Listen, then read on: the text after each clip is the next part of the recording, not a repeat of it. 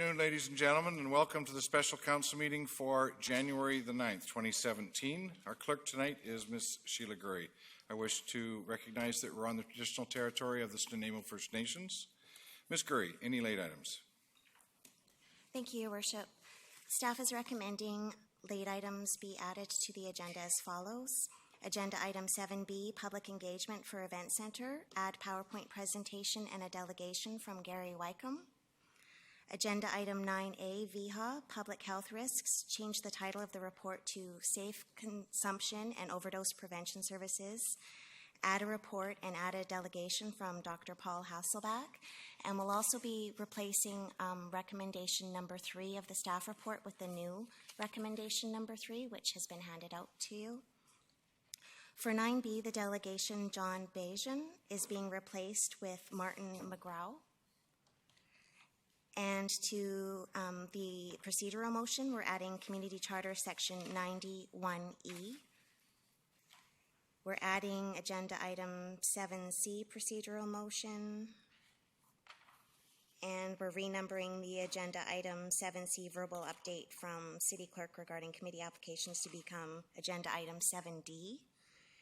And also just to note that Council will be recessing to go in camera at 5:15. Thank you very much. Just to note that we'll be recessing at 5:15. We expect to be back out by 6 p.m. Any other items, Council? Seeing none, can we have a motion to adopt the agenda as amended? Councillor Thorpe, seconded by Councillor Hong. Thank you. Moved and seconded. Discussion? Seeing none, call the question. All those in favour? Opposed? Motion carries. So, can we have a motion for the adoption of the minutes for November 21, December 5, and December 5? Councillor Hong, thank you. Moved. Is there a second? Seconded by Councillor Thorpe. Thank you. Discussion, arrows or omissions? Councillor Kipp. The minutes of November 21st had the letter that I was completely horrified by and sadly not shocked. Talked about safe injection. It talked about the integrity group. So I just want to note that as far back as the 21st, we were talking about some of those issues like safe injection. And further, the minutes of December 5th, I'd like to know what the youth shelter has done over the next while, if we can have statistics for the money spent on the youth shelter that comes out of that December 5th motion. Thank you. Thank you. Would you like to bring that up under other business? Sure. Okay, thank you. So it's been moved and seconded to adopt the minutes. All those in favor? Opposed? Motion carries. Next item is under administration, number 7A, update on phase 3 of the event center.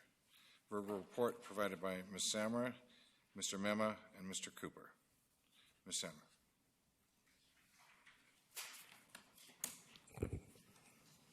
Your Worship and Councillors, I'll give the update. I'm Kim Fowler. I'm the Chief Sustainability Officer. So on December 19th, 2016, the last meeting of Council, Council did adopt 4 guiding principles, and those have guided staff on their undertakings in the Event Centre since then. And those recommendations are: 1, to ensure the interests of residents of the City of Nanaimo are protected. Number 2, the Event Centre is a community meeting place catering for all and promoting community wellness. Number 3, funding for development and operations of the Event Centre come from a mix of public, private, and other sources. And number 4, the Event Centre is complementary to existing facilities and a catalyst for downtown revitalization. So those are the 4 guiding principles which have directed staff in all of the actions we've done.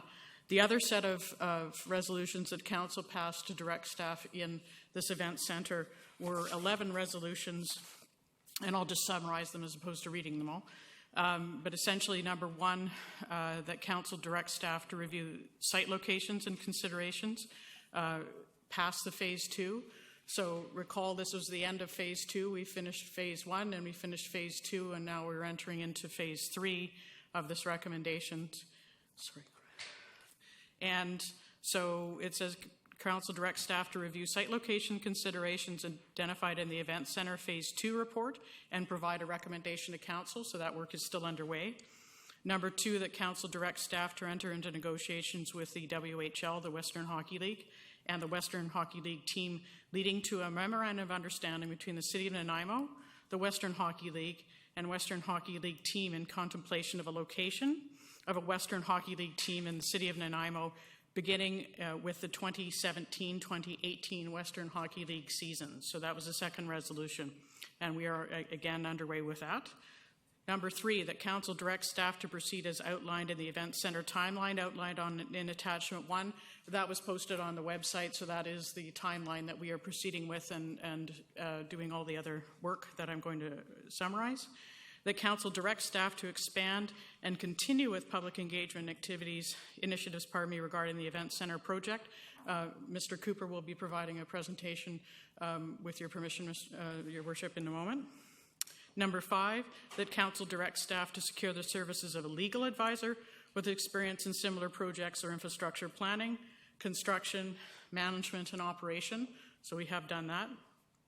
Number 6, that council directs staff to secure the services of a financial advisor with experience in similar projects or infrastructure planning, construction, management, and operation, and we have done so.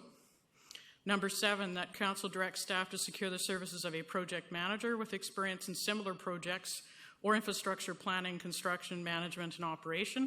And that has gone out to a request for qualification, so it has not engaged anyone, but it's part of our standard procurement process. Number 8, the council directs staff to secure the services of a professional event center management firm with experience in running and operations on an event center. That again has gone out to a request for qualifications as part of that process, our procurement process.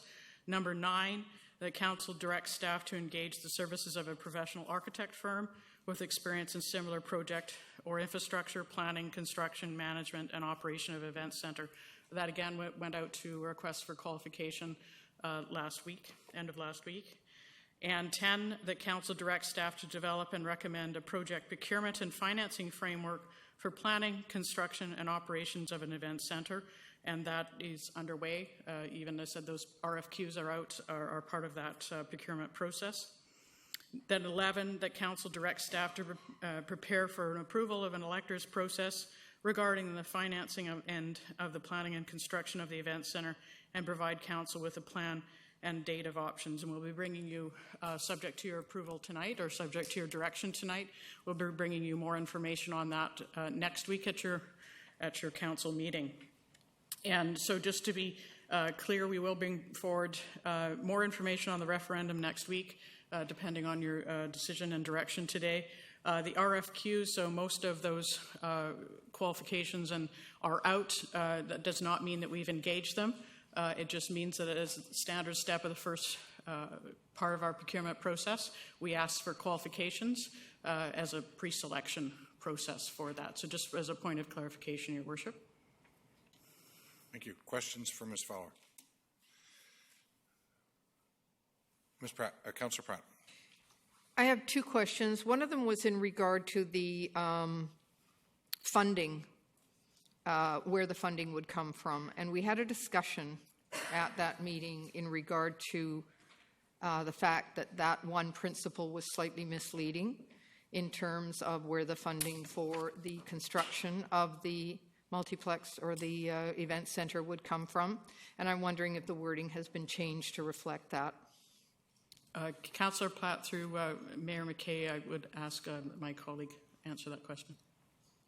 Thank you, Your Worship. To Councillor Pratt, the third principle, which says funding for development would be a mix of public, private, and other sources. This is in direct response to what the residents have provided in feedback as what would be acceptable to them. So at this point, until we bring back to you what the financing framework would look like, we cannot predetermine what that. All that does, as a principle, it says to staff, this is what would be acceptable to members of Nanaimo. So until we come back with the financing framework, then we can test the funding framework, whether it meets that. It does not, at this point, speak to how this is going to be funded. It's a principle that's being set ahead. Thank you. Thank you. And the second question is, I just missed it. I think I was daydreaming a little bit. Did you mention the vote around the referendum? Councillor Platt, through Mayor McKay as chair, the referendum question and the process are being drafted for staff for consideration by council next week. So the overall process, what the question will be, and the engagement process, you're actually going to get a presentation on shortly. Thank you. Thank you. Councillor Kemp. Thank you. Item 4, the direction to expand and continue public engagement. Is that going to be spoke about tonight, did you say? Item 4? That's it. So, and then on the electoral process or electors process, from my perspective, is referendum and not alternative approval process. And I think that's one of the key issues that still is confusing in the community. As far as today, we got letters from people about that we have to go to this referendum and we're not doing it, and why aren't you doing it? So people need to be aware that we're going to a referendum process. Thank you. Thank you. I see no further speakers. So we can move right along to the next item, which is Phase 3 public engagement for the Event Center. We have 2 delegations, Mr. Gary Wakeham and Mr. Philip Cooper. I guess Mr. Cooper's going to start first. Yes, Your Worship, presentations go first. Yep. Get my clicker here. Thank you. All right. Good evening, Mayor McKay and Council. So what I'm going to quickly do is just walk you through the Phase 3 public engagement process. And at the end, if you have any questions, I'd be happy to take them. So first, a quick recap, how we ended up to where we are today. As you will recall, in November and December, we undertook a multi-week process of reaching out to the community to find out what their thoughts were on the proposed event center. And a key part of that, of course, were the 3 open house events that were held at Debon Park from 6 through 8 o'clock. In addition to that, we conducted a phone survey that reached out to approximately 600 households. Actually, it was 500 households. And we had an online survey that reached out to over, I believe it was 1,200 respondents.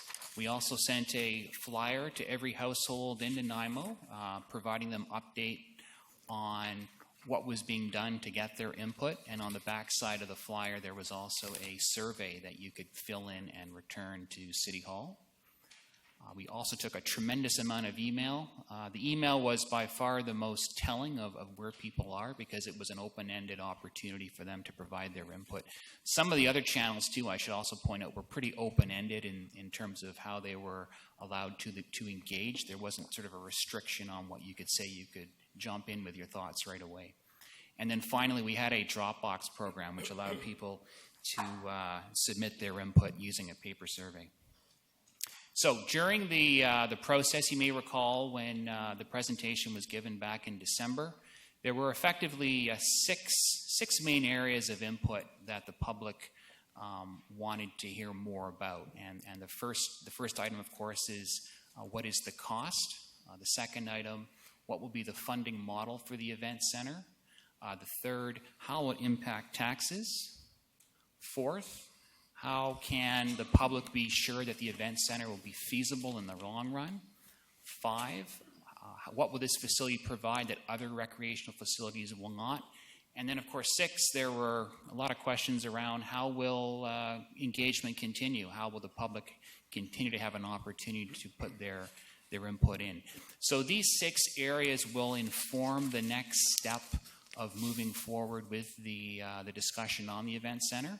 And all of the materials, all of the communication, all of the outreach will be focused in on these 6 areas as a way of effectively answering those questions. And there'll be different tools and techniques that we use to do that. And I'll just quickly go through what some of that looks like.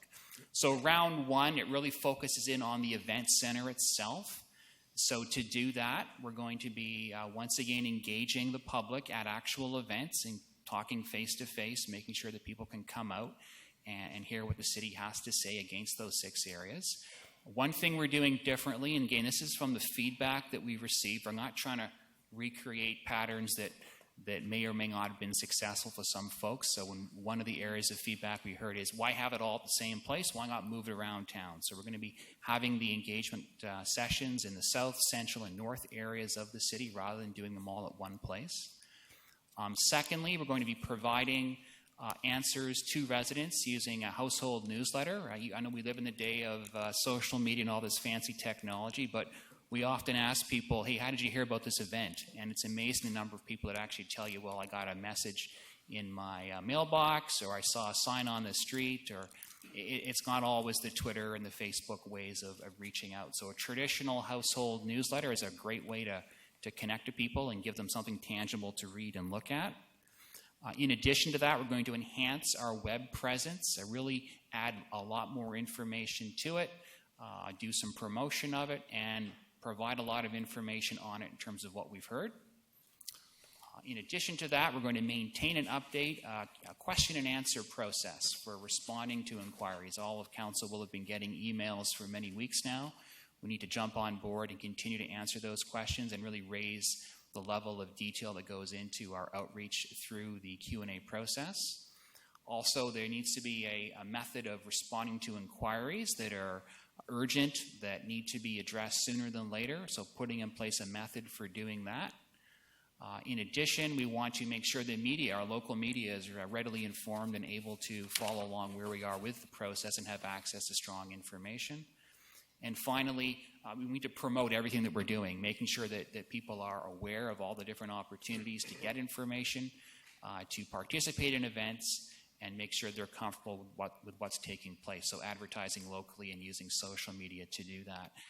Through the engagement sessions that were held in November and December, it was kind of amusing. A lot of people, I would ask them, well, how did you find out about this?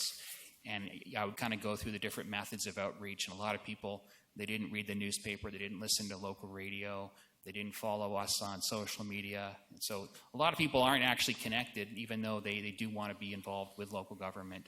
So we have to have different ways of making sure they find out what's taking place. So that's the what's happening with the event center component. Phase, or part 2 of the engagement, focuses around if council approves a referendum, the city will undertake the following. And this is an exercise in public education on how a referendum process works and what the question specifically is. So there'll be a household flyer talking about what's being asked of residents through the referendum, how do they participate. There'll be a campaign to educate the public around how they can get involved. And then there'll be a process for maintaining rapid responses to questions should people have information they need or if they're confused, making sure that we can answer their questions as quickly as possible and get them into a strong state of being able to partake. So that summarizes the main elements of the engagement process. Again, I want to stress the idea that we're obviously listening and modifying things as we go forward and taking every opportunity we can to reach out and hear what people have to say on this particular topic.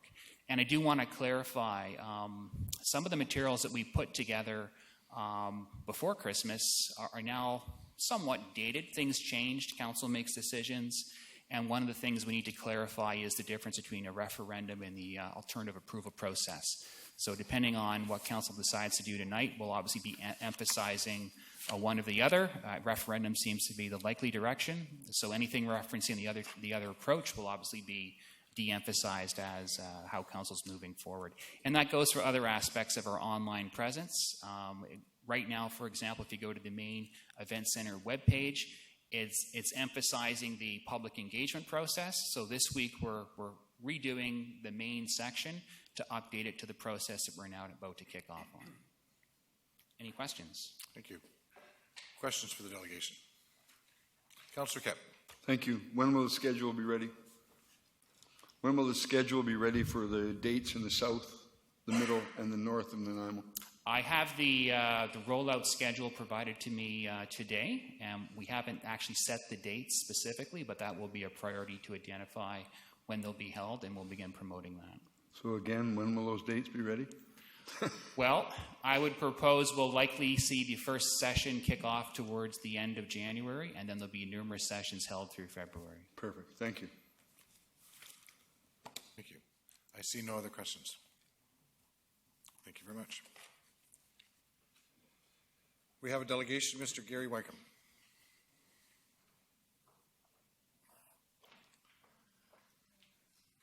We have your name. If we can have your place of residence, city of residence, you have up to 10 minutes. I'm Gary Wycombe. I'm a citizen of Nanaimo. I live on Captain Morgan's Boulevard. Thank you, Your Worship and members of council, for allowing me to speak again. I'm here to emphasize what I still see a shortcoming in the process. Everything I've seen so far I agree with, but there is not yet a review of the community assessment cost benefits that include the economic and the social costs and benefits of this project, nor have I seen yet a formal risk assessment of the work that's been taken to date and what is being planned to do in the future. A fellow by the name of Peter Hall wrote a book called Great Planning Disasters. Most people like to write about successes. He thought that we could not only learn from our successes, but we could learn from our big mistakes. And he went around the world, evaluated a number of projects from airports, rapid transit, to concert halls, to try and determine why they had failed. And two of the things that he identified why projects fail is overly optimistic and inadequate feasibility studies and fast-track processes. So I would just like to give a couple examples of that, of how I see this playing out here. The convention center has been a bone of contention among the public. And I went back and I looked at the original marketing study, or not, excuse me, the feasibility study done for the convention center, and I saw that in year one there was an expectation of 70,000 delegates.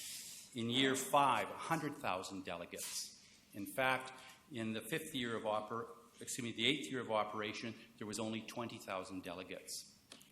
The type of impact assessment that was done for the convention center is almost identical to what is being done here. Einstein had a definition of insanity. It's doing the same thing over and over while expecting a different result. So I'm simply asking you, you can do better than what's been done to date. And I'm very worried that what's been done to date is, in fact, I'm going to use the word misleading. In May 2013, City Council received a staff report on a potential event center multiplex, and some of you who were on council at that time will know what I'm talking about here. In that, the staff clearly talked about net economic benefit from such a development, and needing to be identified as coming from local residents who no longer spend outside of the community, or visitors who are coming into the community and spending money. And the economic impact assessment that was done here, I think, was largely overlooked by the consultants. In fact, both BBB in their report and MMP in their report suggested a lot of caution over what they had provided. BBP because they said they were under such time constraints, and MNP, they actually, I quote from their report, future events are not guaranteed to follow past patterns and may vary even significantly. And when I read those kind of statements, makes my antennas twitch, right? When the consultants are being that cautious. So Mr. Cooper's outlined, I think, an excellent public engagement process, but one of the questions is, how can we be sure the events center will be feasible over the long term? Residents will be asking that question, and either sending it in online or asking in person. How do you answer that question? I don't think the feasibility study is being done to such a level that someone can speak in confidence about how this is going to be feasible in the long term. Let me give you a couple of examples that I didn't give you the last time I spoke. The business plan is based on 40 hockey games and 30 touring shows as being the bulk of the events. Save On Foods in Victoria is probably a good example of what we can expect here in Nanaimo. It's got a similar size facility that's going to be built. In the last 10 years, they've averaged 22 touring events per year. This 2016, the last year, they had 20 touring events. The business plan suggested Nanaimo was going to get 30, 35 to 50% more. And I asked them, why would we get more than Victoria? It's a capital city that has much more exposure. It's a larger market area. It's an established tourist destination. So somebody has to explain why we're going to get more, because all the numbers are being run on that. It's easy to rerun the numbers because the Stafford study is all spreadsheets. All you do is just go in there. Instead of 30 touring shows, 20 touring shows. You can run the numbers. Where does that put it at? Are we still at an operating deficit or net gain? The MNP study, they described the economic impacts of the construction, WHL team, overnight guests. They didn't say anything about the touring shows. So they've got in there 8 concerts.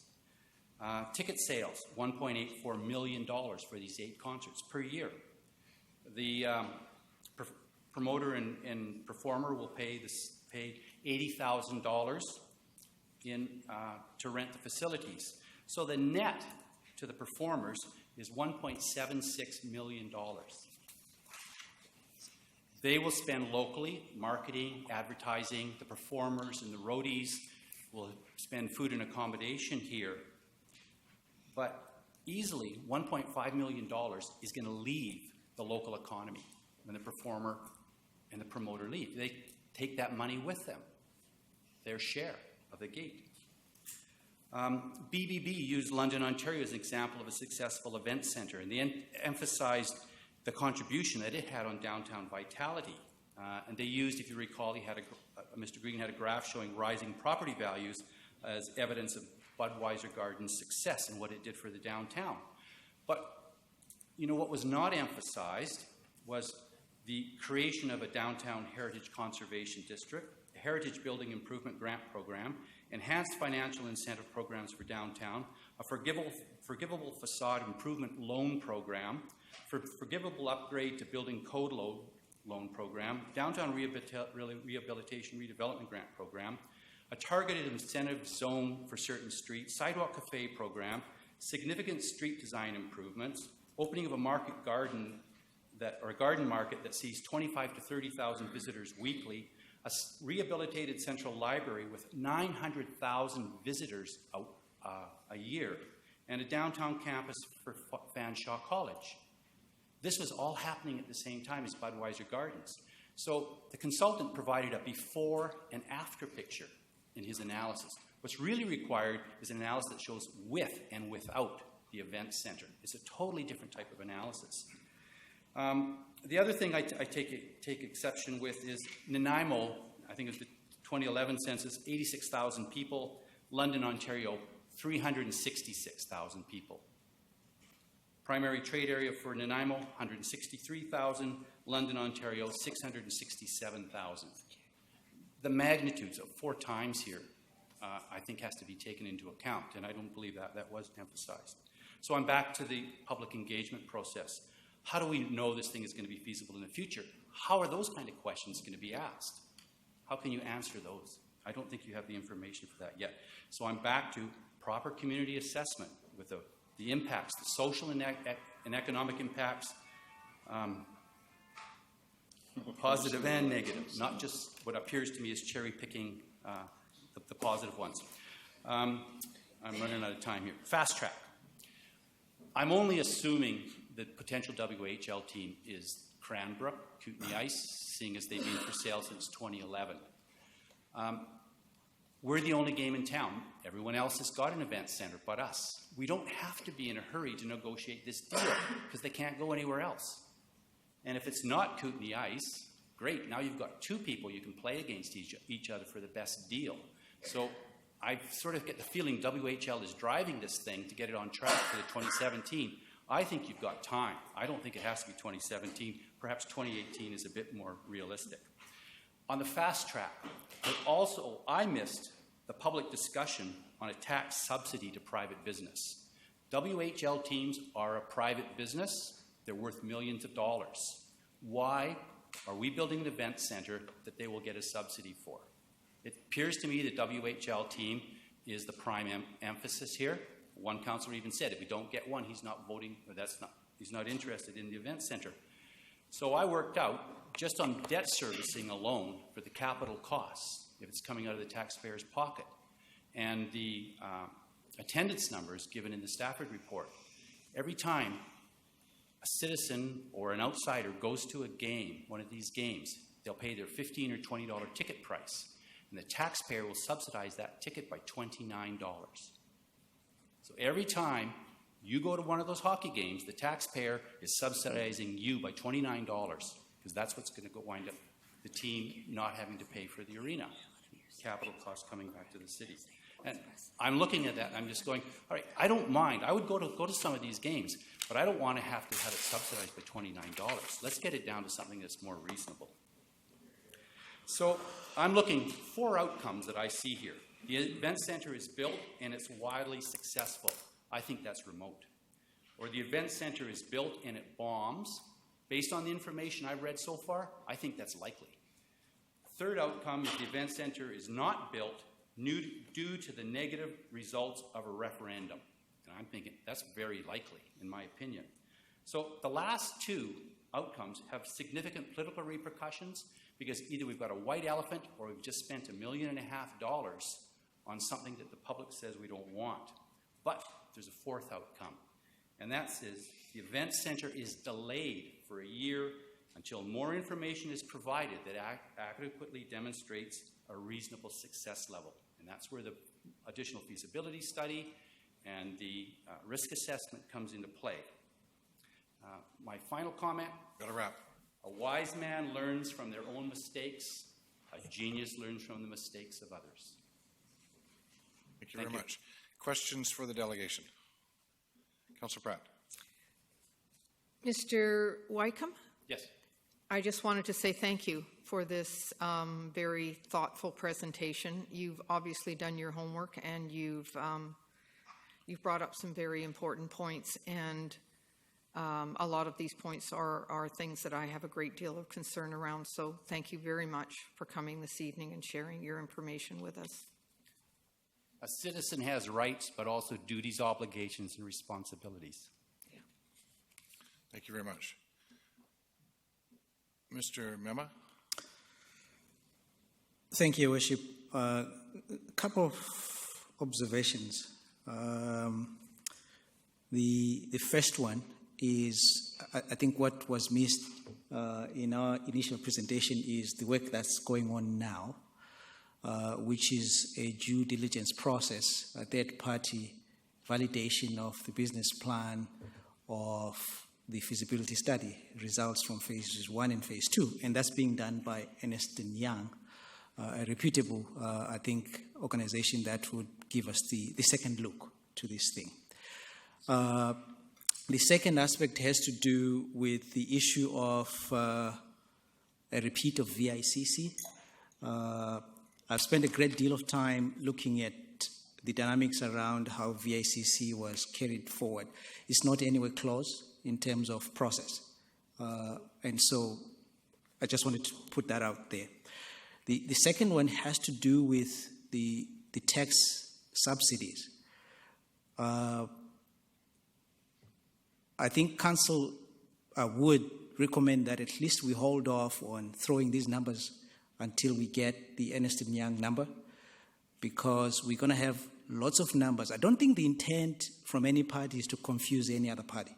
I think it's for us to come up with numbers that every party can sit down and have a conversation, intelligent conversation, and exchange information. So I would probably suggest that that conversation at least be held at a point where we've received the due diligence report that's being worked on. The issue of forecasts. Forecasts are what they are. They are forecasts. I do this every day with your budget, with your annual budget process. And what was provided, I think, in phases 1 and phase 2, we'll know whether that's anywhere close to reality or not. I was on 2 conference calls today in trying to validate the event counts and stuff like that, what the differences would be. And that information is going to come back to Council from Ernst & Young next week. And so those would be my brief comments.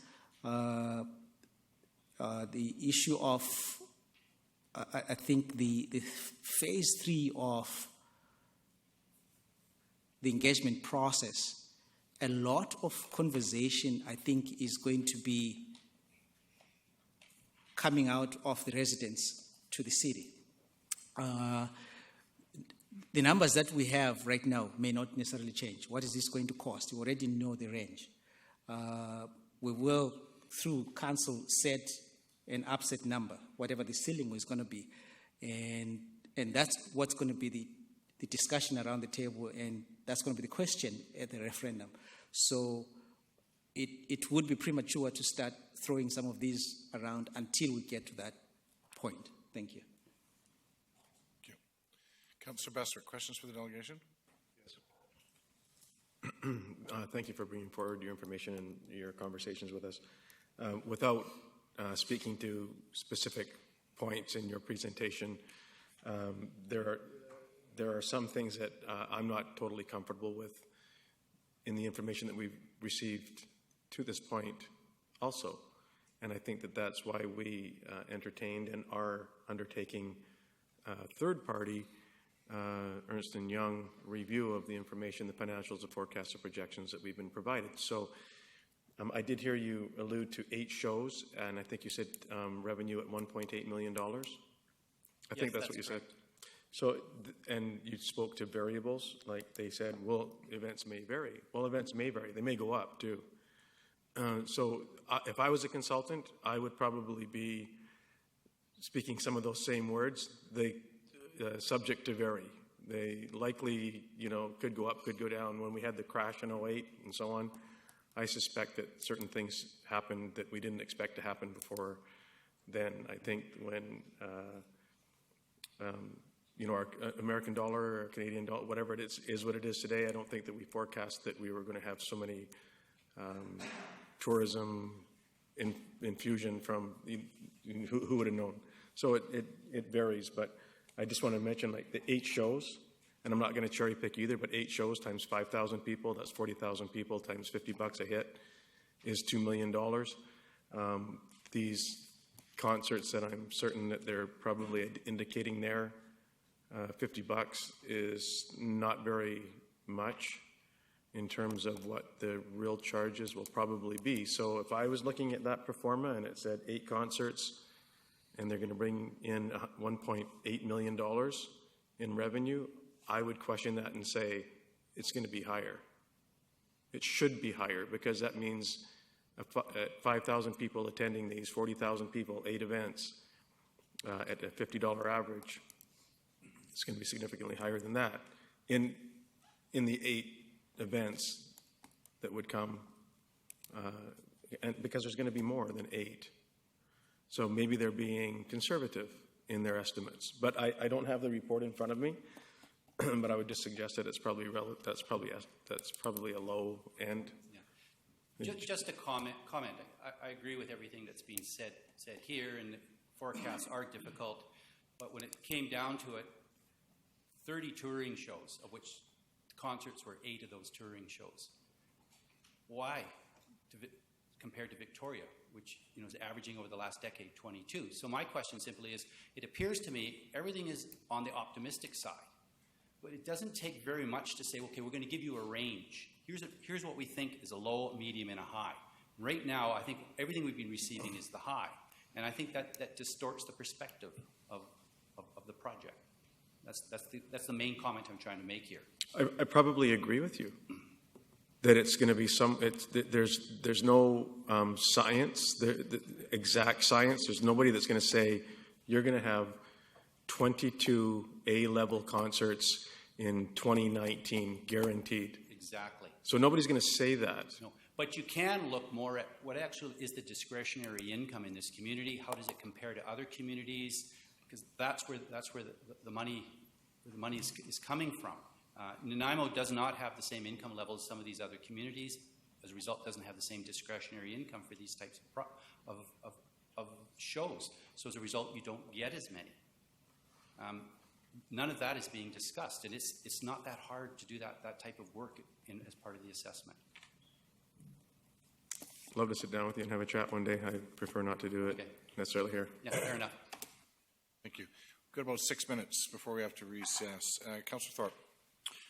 Thank you, Your Worship. I'll be brief. I just wanted to thank both Mr. Mema for his information and also Mr. Wycombe for coming and speaking so, I think, rationally and clearly and very informatively.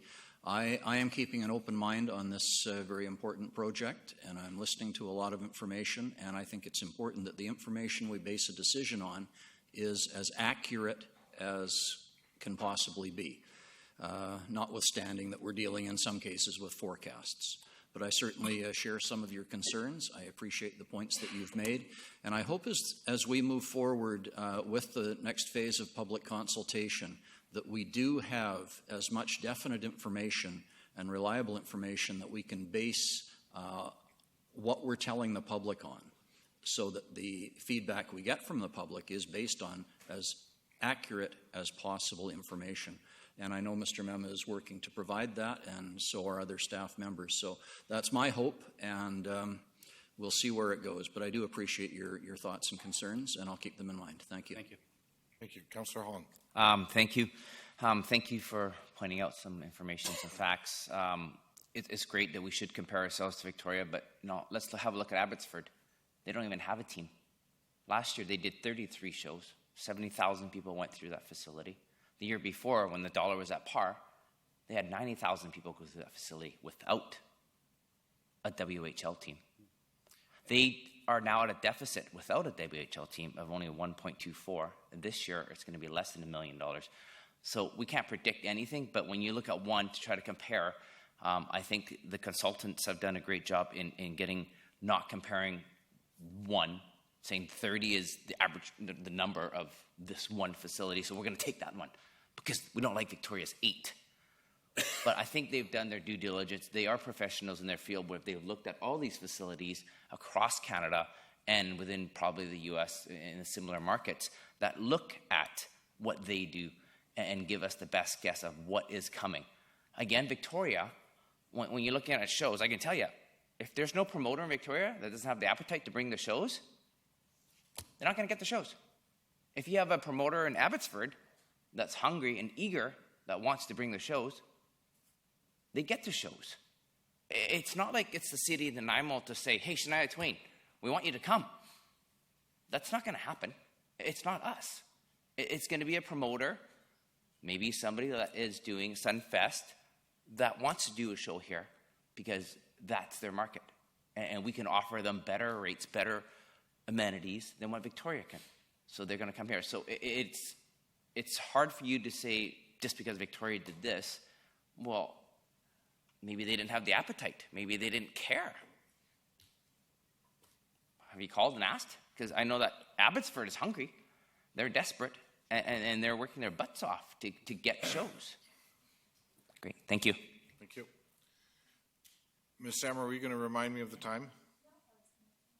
Okay, I've got Councillor Fuller first. Brief as well.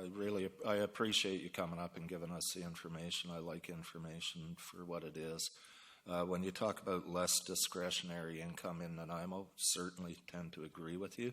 So the discretionary income I might use to go over to Vancouver for one show, I could put to go into 3 or 4 shows in Nanaimo. So there's that balance as well. I mean, we just can't foresee the future. No, but I'm easy on this. I want the public to make the decision for me. That's how I'm working it. So whatever way the public goes in the referendum, that's the way it'll be.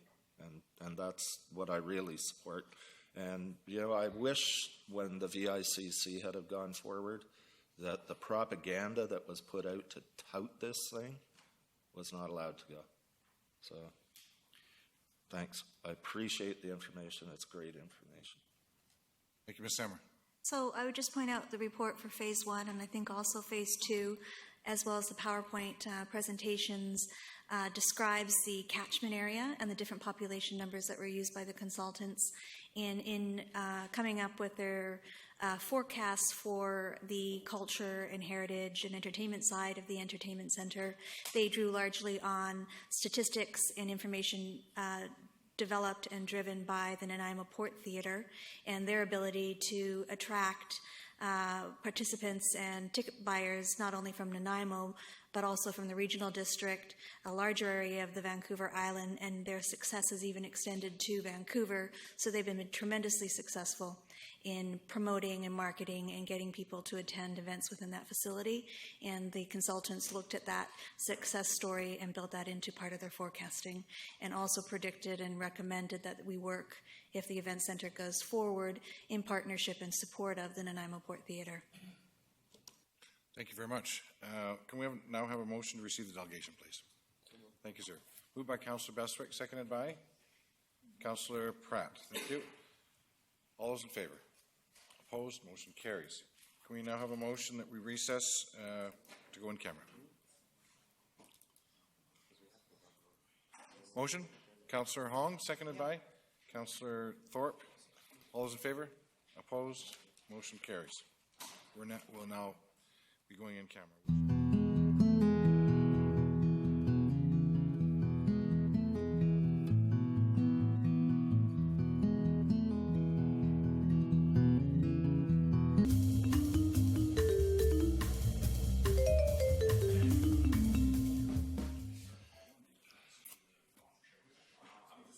Thank you very much, ladies and gentlemen. We're reconvening the meeting after our temporary recess.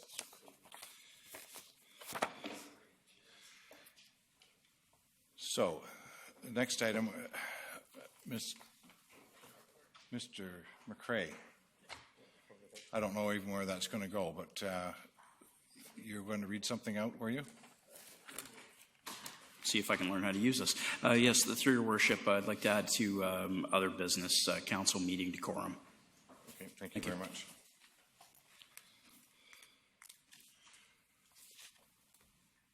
Motion for the additional item. Can we have a motion, please? Motion by Councillor Thorpe, seconded by Councillor Hong. All those in favor? Opposed? Motion carries. Okay, we'll cover that under other business. Thank you. So, the next item is number 7D. Am I correct? That's correct, Your Worship. Verbal update from the City Clerk regarding committee applications. Yes. Thank you. You're on. Thanks. I just wanted to take this opportunity at a public council meeting to provide an update to the community on select committees. The city has extended the deadline for receiving the select committee applications to Monday, January 30th at 12 p.m. Originally, it was January the 16th. And we encourage all residents to apply to volunteer for these committees. By volunteering on a committee, you will be investing in our city by assisting with decision-making, helping to shape city policy, and providing feedback, ideas, advice, and recommendations to council. There are 6 committees currently seeking membership.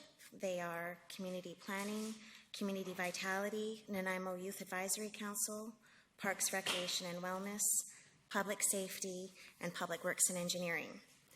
So the city and council encourages residents interested in sharing their experience, knowledge, and skills to volunteer. Areas of focus for each of the select committees can be found in their terms of reference, which is located on the City of Nanaimo's website, as well as the applications can be found there at www.nanaimo.ca, or you can come into Legislative Services and pick them up in person. Thank you. Thank you very much.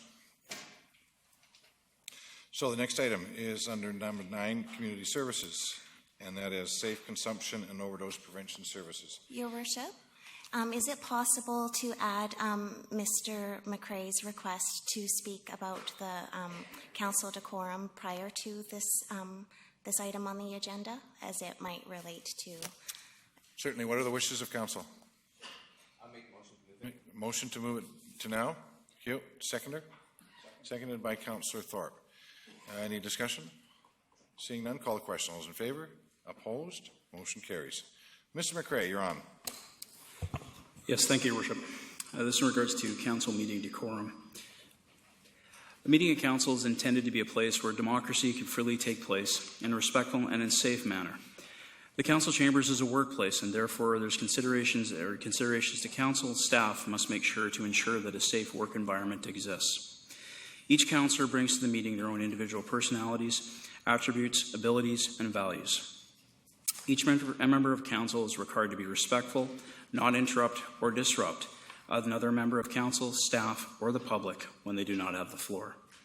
Important attributes of mayor and councillors include being A, fair and reasonable, B, objective and impartial, C, firm but friendly, D, confident but considerate, E, tactful and courteous, and F, confining discussion to within the scope of the meeting and with reasonable limits of time. Therefore, respectfully request that there be no jeering, cheering, or other outbursts from the gallery to ensure that anyone speaking, whether it be a delegation, member of council, or staff, is not interrupted and do so freely without fear of ridicule. The microphones of any persons that are being inappropriate or have exceeded their time limit will therefore be cut off. If there are outbursts by any persons in the gallery, they will be asked to stop, and if they do not comply with a reasonable request, they will be asked to leave. A recess is another tool that we may use in order to reset the environment of council chambers. It is our belief that everyone is respectful of these basic considerations. This meeting and future meetings will be more effective in furthering the business of the City of Nanaimo. Thank you, Your Worship. Thank you very much. So, the next item. Can we have a copy of that, Your Worship? Get sent to us or something? Certainly. Just so we have it. Thank you. I hate late reports. So the next item under Community Services is Safe Consumption and Overdose Prevention Services. And the purpose is to seek Council's direction with respect to the establishment of safe consumption and overdose prevention services within the community, and to seek direction with respect to the unauthorized and unregulated pop-up site that has been established on the City Hall parking lot. We have one delegation, and that's Dr. Paul Hasselback.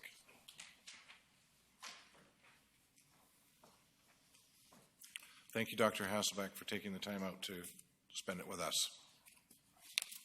Your Worship, members of council, and your administration, and your good friends that are here this evening, it's always a pleasure to come in front of you, and I promise you I have no PowerPoint, and I only have about 2 pages to say. There's a very well-written set of documents that are in front of you, and I actually will refer to my notes if you don't mind so that I can be quite explicit. As your medical health officer, I've been asked to provide an opinion on the safety of the unsanctioned pop-up overdose prevention site that appeared December 26th on City of Nanaimo property. I will also take the opportunity, if you permit, to speak to the establishment of an interim or temporary overdose prevention site as per the ministerial order to Island Health of December the 9th. Should you wish, I am prepared to discuss further the longer-term steps required to ensure that supervised consumption services are available within the Nanaimo area. As Mayor and Council are aware from Mr. Lindsay's report, our community has seen a greater burden of tragedy over the past 4 years than most places in the province. This year, many other jurisdictions saw increases in fatalities from overdoses, such they are seeing rates that are of tragic events that are what Nanaimo has experienced over these past few years. As we were working through in our community the need for a supervised consumption service, and reports had come to committee and discussions to council, the Minister of Health issued an order on December the 9th to the health authorities, laying out a firm expectation on opening overdose prevention sites. Efforts to align these processes have hit a few speed bumps all over the past month. It's been a challenging time because of the holidays as well. And as a consequence, a well-intentioned group of citizens opened a pop-up site for safer injection currently located at 455 Wallace. This pop-up has focused our attention and accelerated the pace of discussion. It has also provided service to a number of clients on a daily basis. As per my letter that's in your package, I've spoken with organizers, the coordinators, some of whom are here, and some of the volunteers at the site. I visited the site on several occasions, and with Island Health will ensure ongoing visitation and provision of supplies that are required until a longer-term solution is found. This is not sanctioning the site, but it is to reduce the risk to users to the persons who are volunteering at the site, and to the landowner, in this case the city. This approach mirrors what other health authorities have already done for similar operations that have popped up across the province in the past few months. To this extent, the risk for persons using this site is clearly less than if they were not at the site. Further, the use of better practices and guidelines reducing risk to all of an adverse event occurring at the site is what is being achieved. As we are talking about a risky behavior, this is harm reduction in action. Risk can never be eliminated, but can be minimized and managed. And I and others in Island Health will continue to work with the coordinators and organizers in minimizing the risk of a site, whether it's this or other sites that pop up, to ensure that there is risk limitation to those that are using the site as well as those that are working in those settings. But further to this, a more definitive solution for Nanaimo is needed and required by the interpretation of the ministerial order. This has been proceeding and will continue to proceeding at a fairly rapid pace. Mayor and Council will be receiving a letter planned for tomorrow, and I apologize, I'm not about to distribute it to you tonight, and that's out of fairness to the whole process, that states in part, there is urgency to immediately move forward to establish an overdose prevention site under the December 9th, 2016 ministerial order, and this is coming from the executive of Island Health. To facilitate moving forward quickly, Island Health will be expanding services available at 526 Wentworth Street operations to include overdose prevention services at this location. We are aware that the expediency of this site provides for the opportunity of moving towards a more definitive, longer-term solution that better meets the needs of Nanaimo. It is a temporary site and may include one or more services within the community because, as we've discovered, there's a need and it is being used. In this respect, Island Health looks forward to the needed support of Nanaimo Food Council in preparing an application for exemption under Section 56.1 of the Right for Communities Act, and that is a longer supervised consumption site application. Such a process appropriately requires community consultation, and even with changes to the Respected Communities Act, it's expected that such consultation will continue. We need to have that consultation in order to be sure, and engagement with the community, to be sure that the service and locations meet the local community needs. At this point, while I know that various locations have been bantered about, and I know council's heard from various different proponents of this location and that location, there is no solution set in stone, and anything is modifiable. We are starting from a blank page for a longer-term solution. How quickly we get there will depend on our collective efforts and desires to remove barriers such as contracts, perhaps revisiting the City of Nanaimo zoning bylaw because there's an issue there.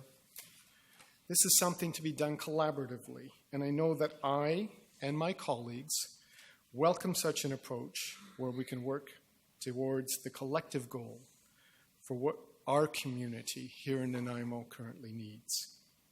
And at this time, I would welcome any questions that His Worship or councillors may have. Thank you. Questions for the delegation? I see none, sir.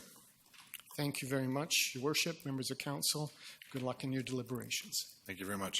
Motion to receive the delegation. Moved by Councillor Yoakum, seconded by Councillor Thorpe. All those in favor? Are you Councillor Fuller? Okay. You have a subsequent question, or are you? Thank you. All those in favor? Opposed? Motion carries. Councillor Yoakum. Thank you. I'm just wondering if this is the time when we're can discuss the options? Because if we are, I'd like to make a motion with option number 3.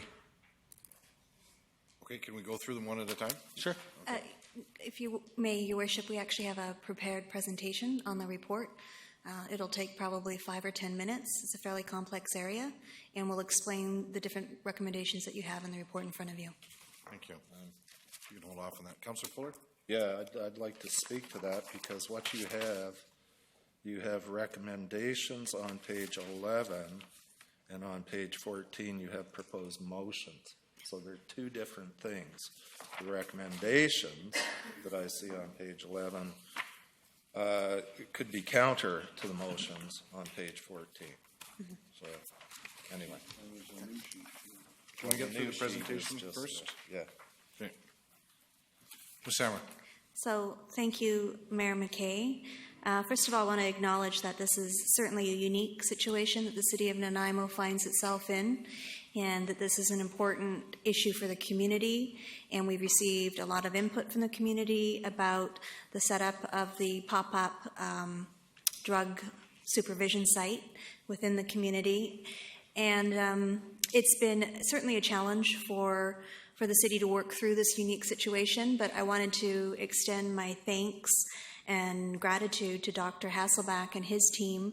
He was away during the first week, but the moment he got back, he certainly started to engage with city staff, and we both sat down at the table, anxious to come up with solutions that would allow the Vancouver Island Health Authority, which has the lead, the province has given it the authority to approve and set up overdose prevention sites. So we've looked at what is the role of the city, and the city does have a role to play, and tonight we want to clarify what that role is. But it is ultimately Vancouver Island Health Authority that has final decision-making powers about where this will be located and how they're going to operate it. So just a clear distinction between those. As you know, we took a number of mitigative steps because as the city manager, it's city staff's obligation to take a look at the situation and ensure that public safety is maintained. And to do that, we look at the service to the public that are attending the Service and Resource Center. But our duties also extend to the volunteers that are coming out each day in sub-zero temperatures to volunteer at the site.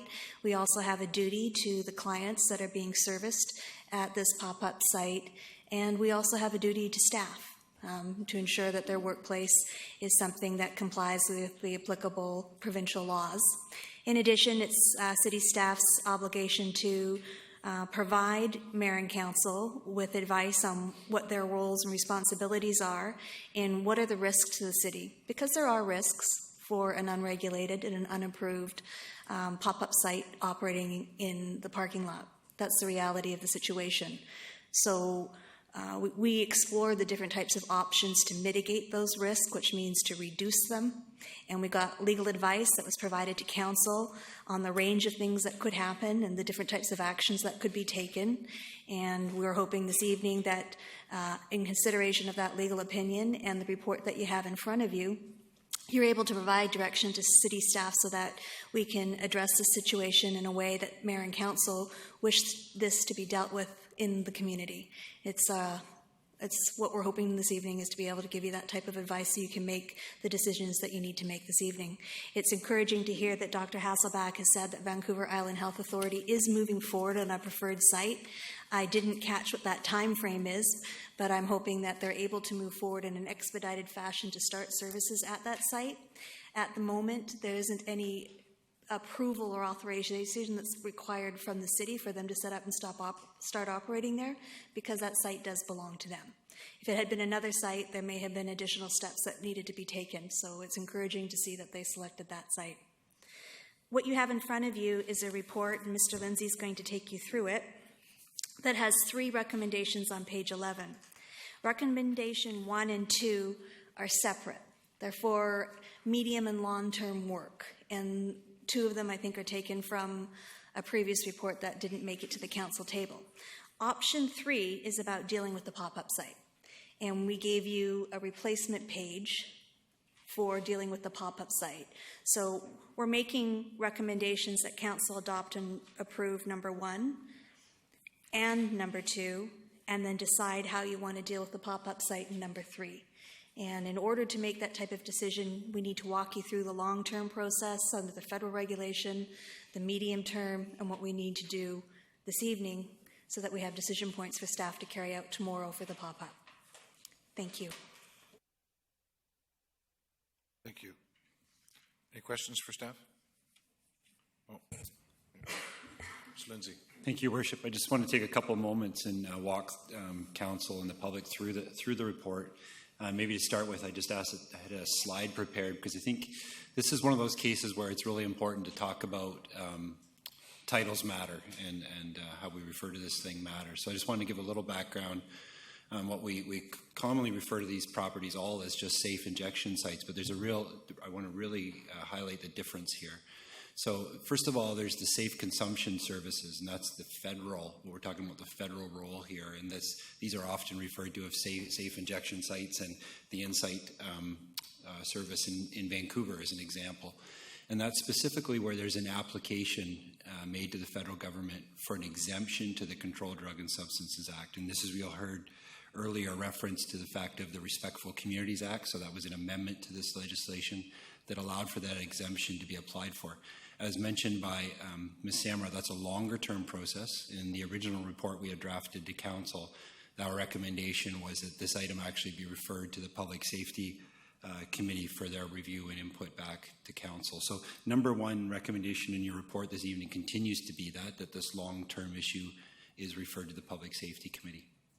Since the time we drafted that original report to council in late November, there's been a couple of key developments. And the one is the ministerial order that came out on December 9th, 2016, and Dr. Hasselbeck referred to that this evening. Prior to that, in April of 2016, the province had identified a health emergency, but it was the December 9th ministerial order which actually gave the health authorities the ability to go out and establish these overdose prevention sites. So we've been very careful in our report to make sure we separate out safe consumption services, which are the federal approvals, the longer term, from these needs to establish an urgent, temporary, what is called overdose prevention service.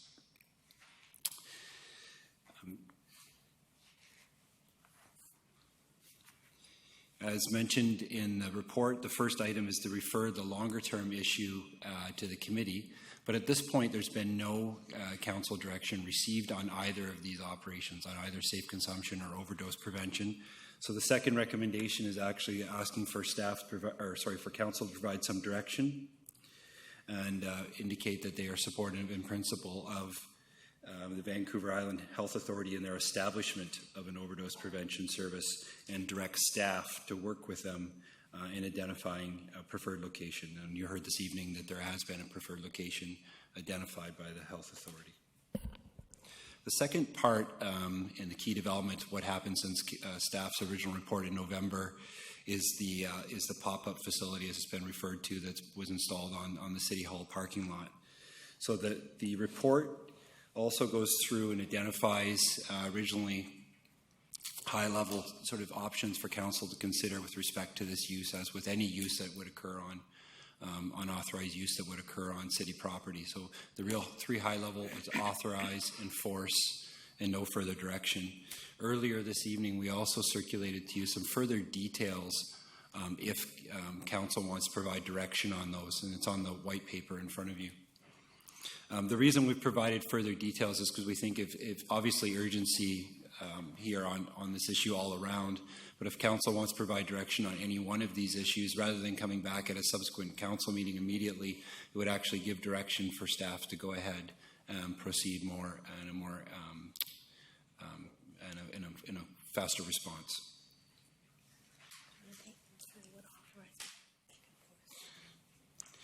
So maybe for the benefit of those who don't have the amended motion in front of them, I'll just spend a couple seconds going through each.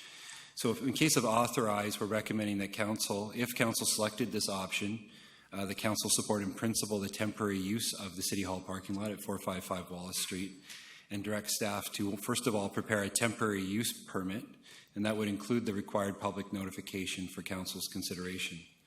The second would be enter into a license agreement with the operator, and no, it doesn't say that in the recommendation. All of our license agreements would include insurance. And the third is the issuance for a building permit for the temporary structure, which has recently been sited on the property. All of that, though, would be very clear. It would be subject to Vancouver Island Health Authority authorizing an overdose prevention service on that location. And I want to stress that we cannot enter into any kind of lease or license of property for a use that's illegal. And the only way that this becomes legal would be through the authorization of the Vancouver Island Health Authority. The second option for council to consider is enforcement, and that would be the council direct staff proceed with necessary steps to have the unauthorized and unregulated pop-up site removed from 455 Wallace Street. And we've said in the recommendation that would include enforcement of bylaws, and the staff are delegated the authority to issue tickets if required, but more specifically, the application for an injunction if ultimately required.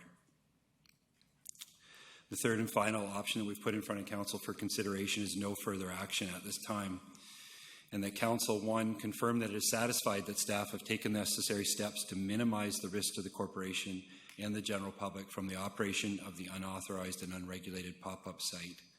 And two, direct staff to take no further action with respect to the unauthorized pop-up site at 455 Wallace until such time that the Vancouver Island Health Authority has established an authorized overdose prevention site. And so I'd like to supplement my original statements about staff taking steps to mitigate the risks that are posed to the City of Nanaimo. Council's aware because they've been updated regularly on the steps that the city has taken, but perhaps it's good for the public record to know that city staff met with representatives and contacted representatives from Vancouver Island Health Authority upon return to the office and when we opened after Christmas and the pop-up site was operating. We were also recommended by VHA to contact RCMP because certain aspects of this operation are a policing issue. We were also referred to other health authorities to provide advice on the unregulated and unauthorized delivery of safe injection. So we did that.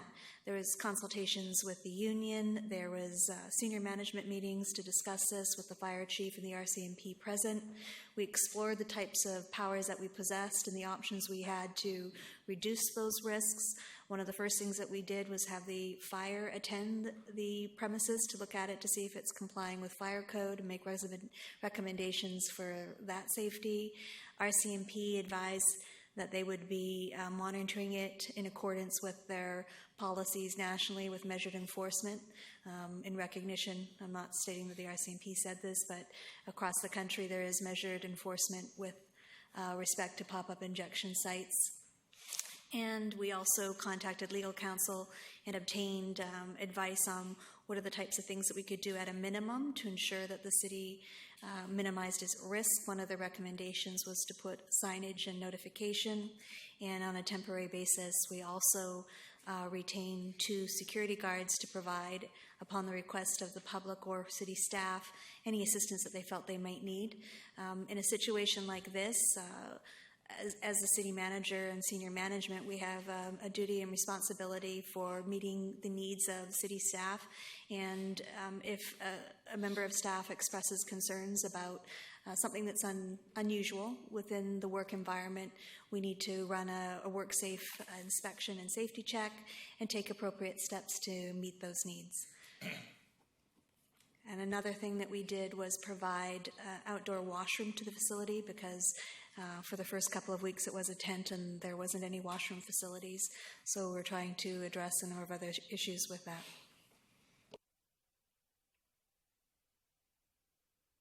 Okay, thank you very much. So, Council, can we take, are these, I've got three people that wish to speak. Are they questions to staff on their presentation? Or do you want to move motions? Okay. Question? Okay, Councillor Kipp. Thank you. I just want to clarify some points, and I'm a person of special interest in this situation. Like many of us, we belong to other organizations and other things, and we do other things in our life. If I was a member of the NDP party, I guess I can't do anything at council. If anything we do outside of here is part of what we do. I would first like to recognize some of the volunteers that have come today that are here in the audience. I would suggest they've served, and it's not clients. There's not clients, so staff is wrong on that. This is a peaceful protest because things were taking so long. As you can see in our report from the 19th, it was in a circular motion. It had gone to our committee on November 3rd, and then it came to council for some recommendations, and the council was sending it back to a committee. The committee is supposed to meet in January. That's not meeting until February. So some people in the community took upon themselves for a very critical crisis management situation to provide a peaceful protest in a facility. For the first week, I don't think anyone from staff, the first few days, they never visited and never talked to us. And being one of the key people, I was never talked to. I never asked to close it down, nothing like that. As far as risk, I've asked about the risk. And I've said, this to me is it's a fear-based NIMBY. How will we expect anybody else in our community to accept this now that this council has done what it's done or accepted what it's done and how long it's taken? We have now pushed this to the limit. Security has been a deterrent to the people showing up. Those big uniforms, it's an embarrassing situation for them. And the people who are so afraid have been parking right there. The people in the building next door have been parking there all weekend, walking right by everybody. So from my perspective, we need to stop the spending. We put up signs. Sounds like the dam signs that went up and went down without ever being fixed. Just went up, went down. It's been so disappointing for me. The city staff and CUPE have communications with the Island Health, RCMP, legal opinion, and upon further review of these issues surrounding the health crisis, safe injection, and public safety, I believe have determined that the risks currently being managed to meet the needs of the staff, the employees, the public at the current location. Staff have completed their due diligence. We've had that in a report from our legal opinion, and we've had a second one from the doctor standing in front of us. So therefore, I would make the motion that C is what we do. To confirm that it is satisfied the staff have taken all the necessary steps to minimize the risk to the corporation and the general public from the operation of unauthorized and unregulated pop-up site by doing their due diligence. And, I've added that, by doing their due diligence. And direct staff to take no further action with respect to the unauthorized pop-up site at 455 Wallace Street until such time the Vancouver Island Health Authority has established an overdose prevention site. Further to that, if Vancouver Island Authority would like the site moved to a location, we're quite willing to move it. So I make that as a motion. So we do have 1 and 2 to deal with first. No, not if I make a motion. He's made the motion, I'll second it. You're going to second that? Yeah. So you don't want to deal with 1 and 2? Nope. Don't need to. Not from my perspective. We've done due diligence. If I may continue, Your Worship. Your Worship, we could deal with 1 and 2 after number 3. We could do it. So you've got on item number 3, recommendation number 3, that under C, no further action. So Councillor Kipp has made that, seconded by Councillor Fuller. Councillor Hong. Thank you. I actually had some questions, but I guess I can speak to this and ask my questions at the same time. I fully support this pop-up. It is needed. It's a valuable thing, but my question is, why does it have to be there? I get if we're doing a protest, okay, we've got the media's attention, we've got Island Health's attention. Aren't we just wasting $357 a day for security to make people feel safe? So my question is, why can't we move it? Not to say into some obscure place, but to a location that doesn't require $357. That's such a waste. We can rent a facility for less than $357 a day. Why stick them in a trailer if that's the direction we're going at? So I support the motion, but I don't support it being on 455 Wallace because I think it's a waste of money having security there. And I understand what the city manager has done for staff and for people coming to give them a place of safety, a perception of safety that they need to have in order to come do business with us. We are a place of business. And if this is what we need to do to make the people still feel safe, and as Councillor Kipp said, they're being now deterred to come to this because of the fact that there is security. So isn't it in everybody's best interest to put it somewhere where we don't need security? Keep the bathrooms. I completely agree. It's fully necessary to have facilities and have power. Like, what's wrong with the 710 Club parking lot across, or the fire station number 1 next to the RCMP? If we need it, it's right there.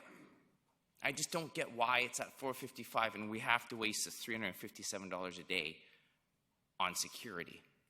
You know, we have Gordon Street. Empty lot there, that hotel's supposed to go.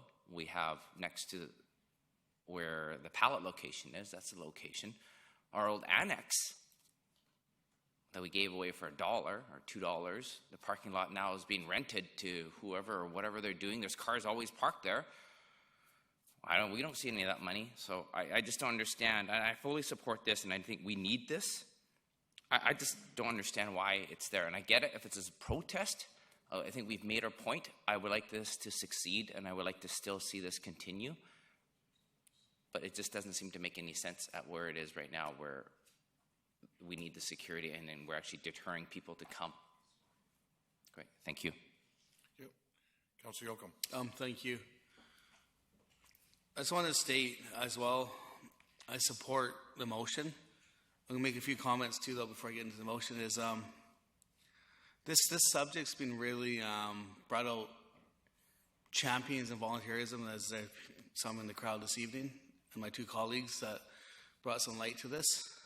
But it sure brought out some really harmful, mean-spirited emails we've all received, especially that one you were sent the other night, Gord.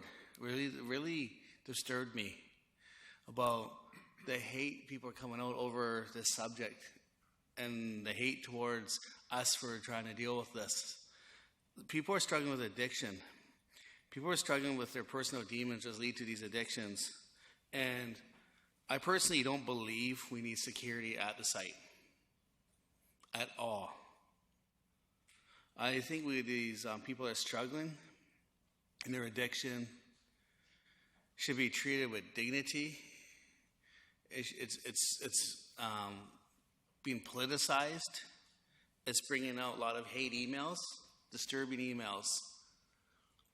And so I'm going to support the no further action at this time motion for the simple fact I don't think we should do any more action. I understand Island Health's been working with our staff diligently. I'd like to thank Dr. Hasselback for working with our staff. And I think everyone working together collaboratively, this will be in a site that won't be pop-up much longer. But in the interim, I don't think we need security. And the emails are totally parallel. I view like some racist emails I've received in the past about supporting this subject. So we have to treat everyone with dignity, and these people struggling with their addiction deserve to be treated with dignity. So I am going to support this no further action, because I don't think we need to do much more, because I think the parties are going to work together. And I hear what Jerry's saying. Jerry, the simple solution to me would be we don't need security there. If there's an incident, that's what RCMP members are for. And I believe everyone is safe. So I just want to share those few words. And I definitely support this motion and look forward to Dr. Hasselback and our staff working together to move forward in a progressive, collaborative manner. Thank you. Thank you. Yeah. Councillor Fuller. So once again, we get hit with bureaucracy, which is the very reason that this was put up in the first place. We get this nice little report talking about safety, security, bathrooms. Just to let you know, the bathrooms were shut down within 20 minutes of me walking one of our volunteers, who happens to be a registered nurse, in and letting her use the bathroom. At no time were we even considering allowing consumers to use the bathroom. We would have rented a porta potty and are willing to take on the rent of the porta potty that's out there. If the city wants to save the $200, fine. Security. What the city has done by bringing in security has inflamed the misconception of these people causing problems. These people have been going to the Little Cliff site behind where this consumption site is located for decades. I talked to an older gentleman the other day. 40 years ago, they used to go up and get shit-faced out there. Excuse my language. You know me, I'm not very good at the governance thing. I say what I think, and I tend to do what I think.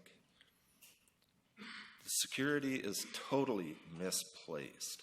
And now we have 3 or 4 security guards, where at the beginning it might have deterred people from coming. Now the people that are coming see it as a joke. They're seeing the security now as there to protect them, because they've never had security before on that site. And now it's there, and they see it to protect them. So a lot of stuff is happening here. I am totally heartened to hear Mr. Hasselbeck's ideas around Wentworth.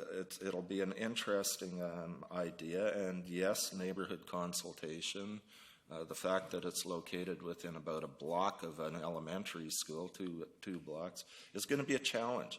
But no matter where it goes is going to be a challenge. It doesn't matter where it goes. So we as a council will have to meet those challenges, as we as a council should have met this crisis months ago.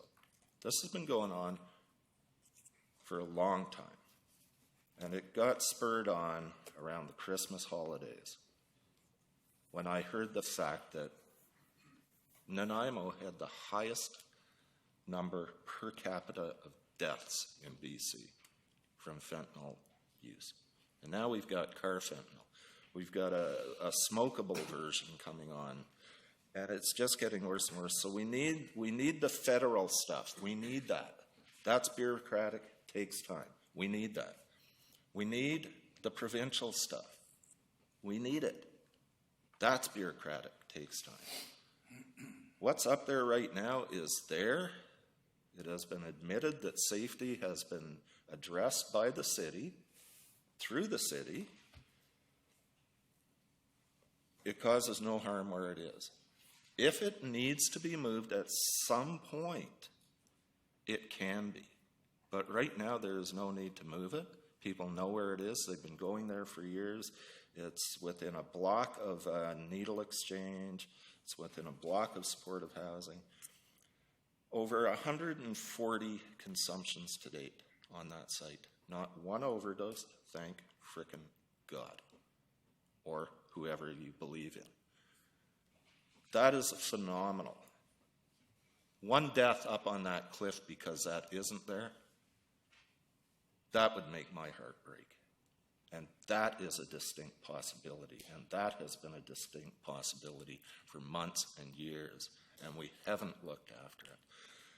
I was one of the biggest proponents against safe injection sites 4 or 5 years ago because I did not believe we needed it.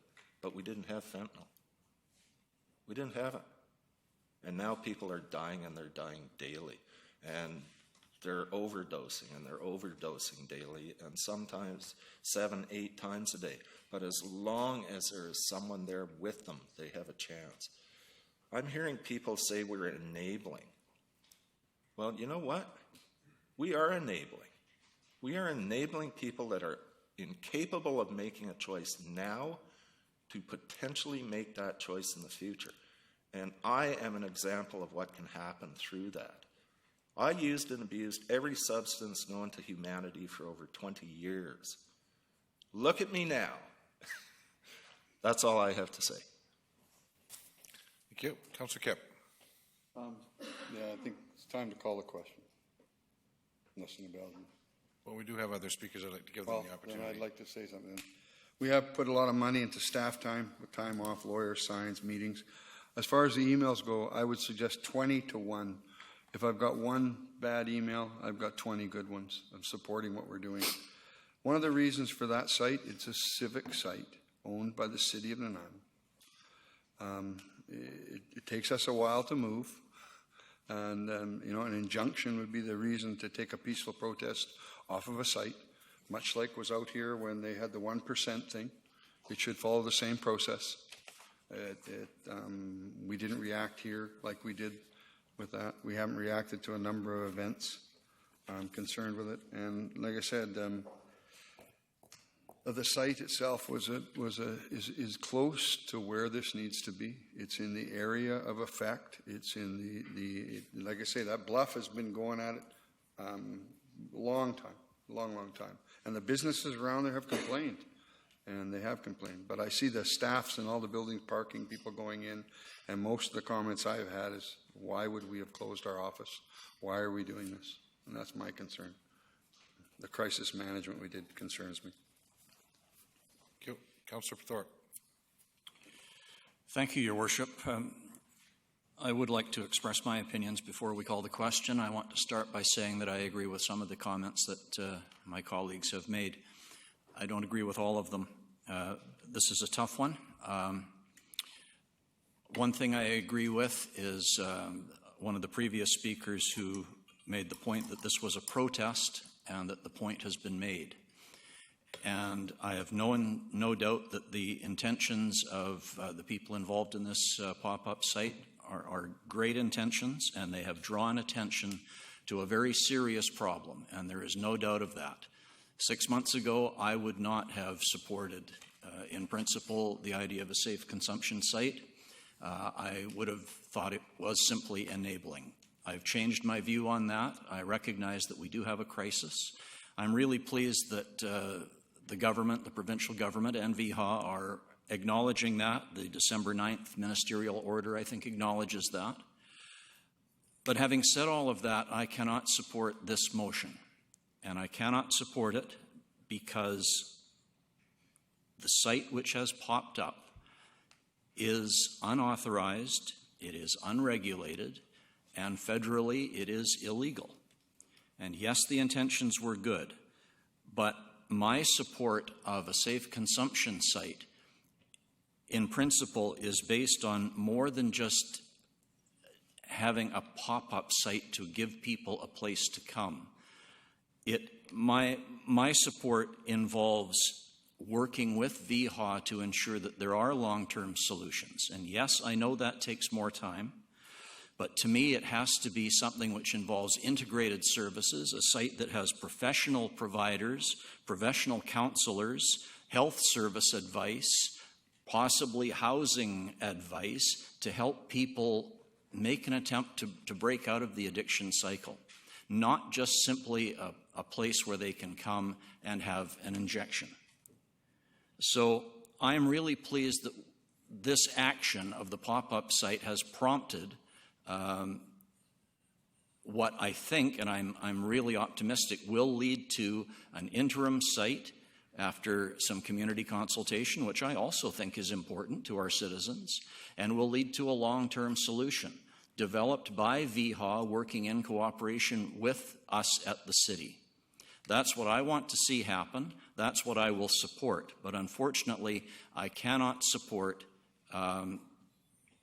this operation as it stands, as I say, because it is unauthorized, it is unregulated. That's not good enough for me. Thank you. Councillor Pratt. Thank you. I've had a lot of mixed emotions over this and perspectives. My perspective has changed from when this appeared to the present day. And what I do know is that over time, people have made protests in order to change the status quo, to change what is happening.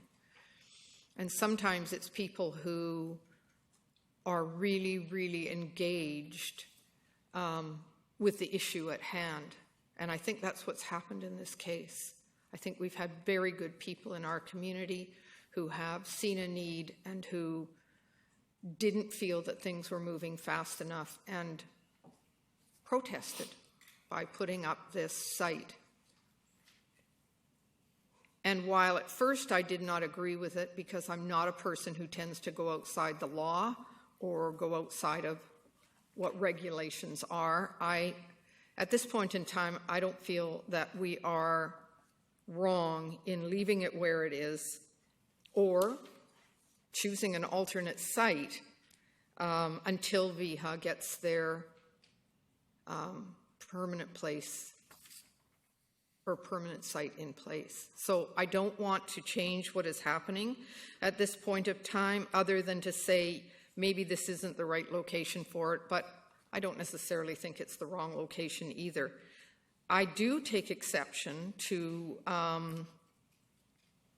the reaction from the city in terms of what I will call an overreaction to the safety issues. And the reason I take exception to that is because I think it really sent the wrong message to our community. Because if we are saying, as the city of Nanaimo, that it is not safe to have this site near us, then, and yet we are going to be asking other people to have a site near them, that gives the wrong message. And I did send that message right in the beginning that that was a concern of mine. It is still a concern of mine. Just in observing over the last week, many times I have come down to the parking lot. I don't see a problem in terms of where the site is right now. I don't know that I believe security is necessary. Are we going to have security wherever it is? Are we going to require that other people have security? I don't know whether that is true or not. But I will vote in favor of this motion. I'd like to see it move to another site where security isn't necessary, where we're not paying for security, and where we're not sending a message that is counter to what somebody else is going to be expected to do. So I will be voting in favor of this motion. Thank you. Ms. Emmer. Thank you, Mayor McKay. So I'm going to make a number of different statements. First, by locating the pop-up site on city property, that put the focus on the city of Nanaimo and the city of Nanaimo's obligations. If the intention was to put pressure on Vancouver Island Health Authority, the only entity in this community that has the authority to set up an overdose prevention site, who has the authority to open it in 1 minute, in 5 minutes from now, anywhere it wants, it didn't achieve that outcome. It may have over the last couple of weeks, but until council passes a motion, which has been staff's recommendation, you see it in number 1 and number 2, to put pressure on VIHA to do something, to select a site and get it up and running. If that's the objective, that should be the focus.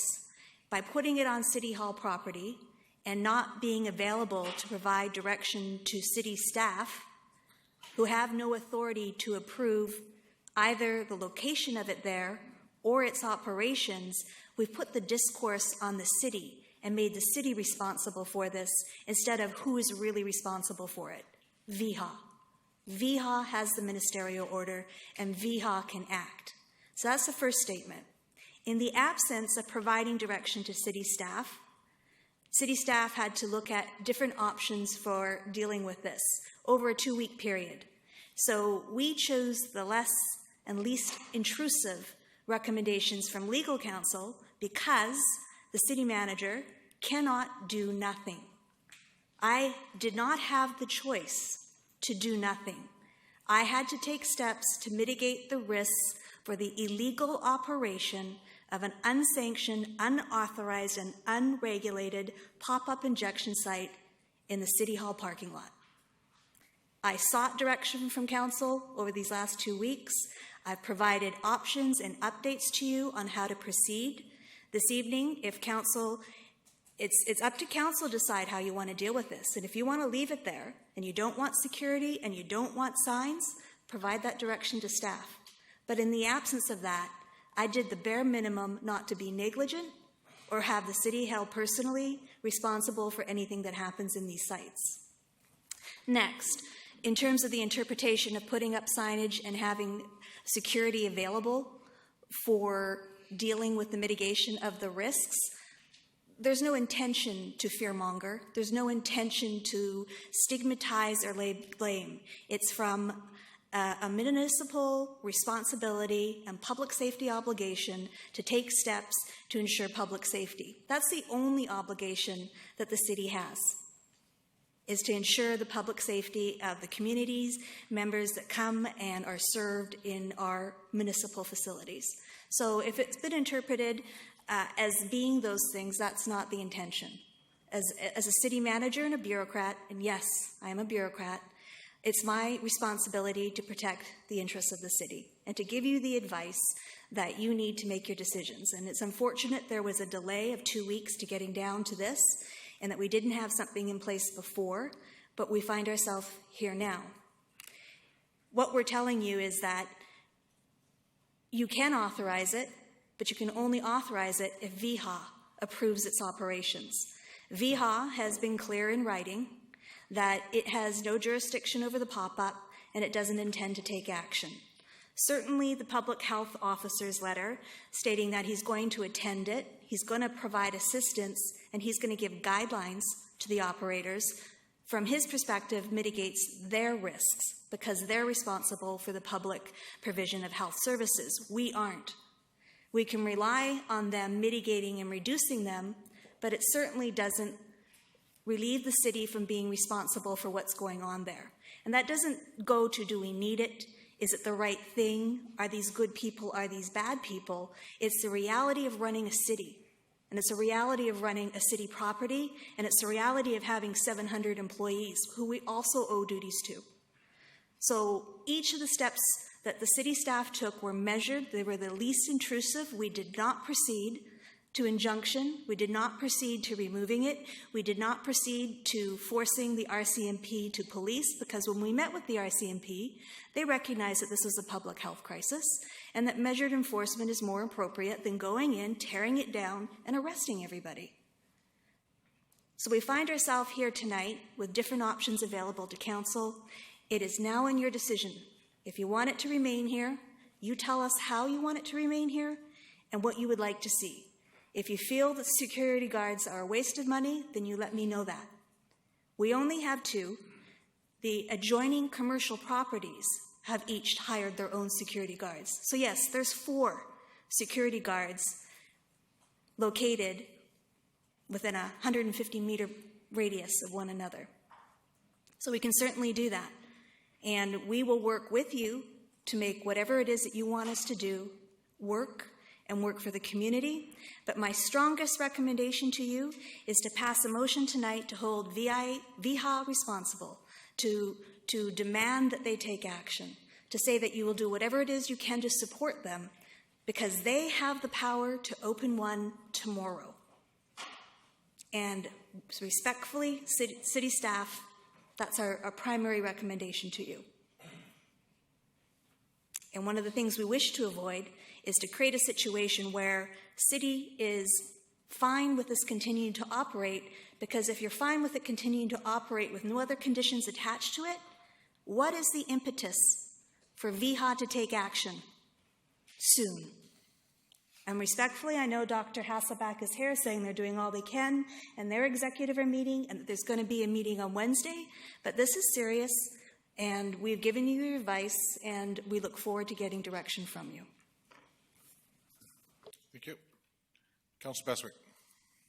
Thank you very much. I'll do my absolute best not to repeat anything anybody's already said, but certainly compliments to those people that have been engaged in this process since day one. And I think we find ourselves where we are today in condemning anyone for their actions or inactions now, where we find ourselves now, where we certainly, it's front and center, and it's a controversial public opinion thing here.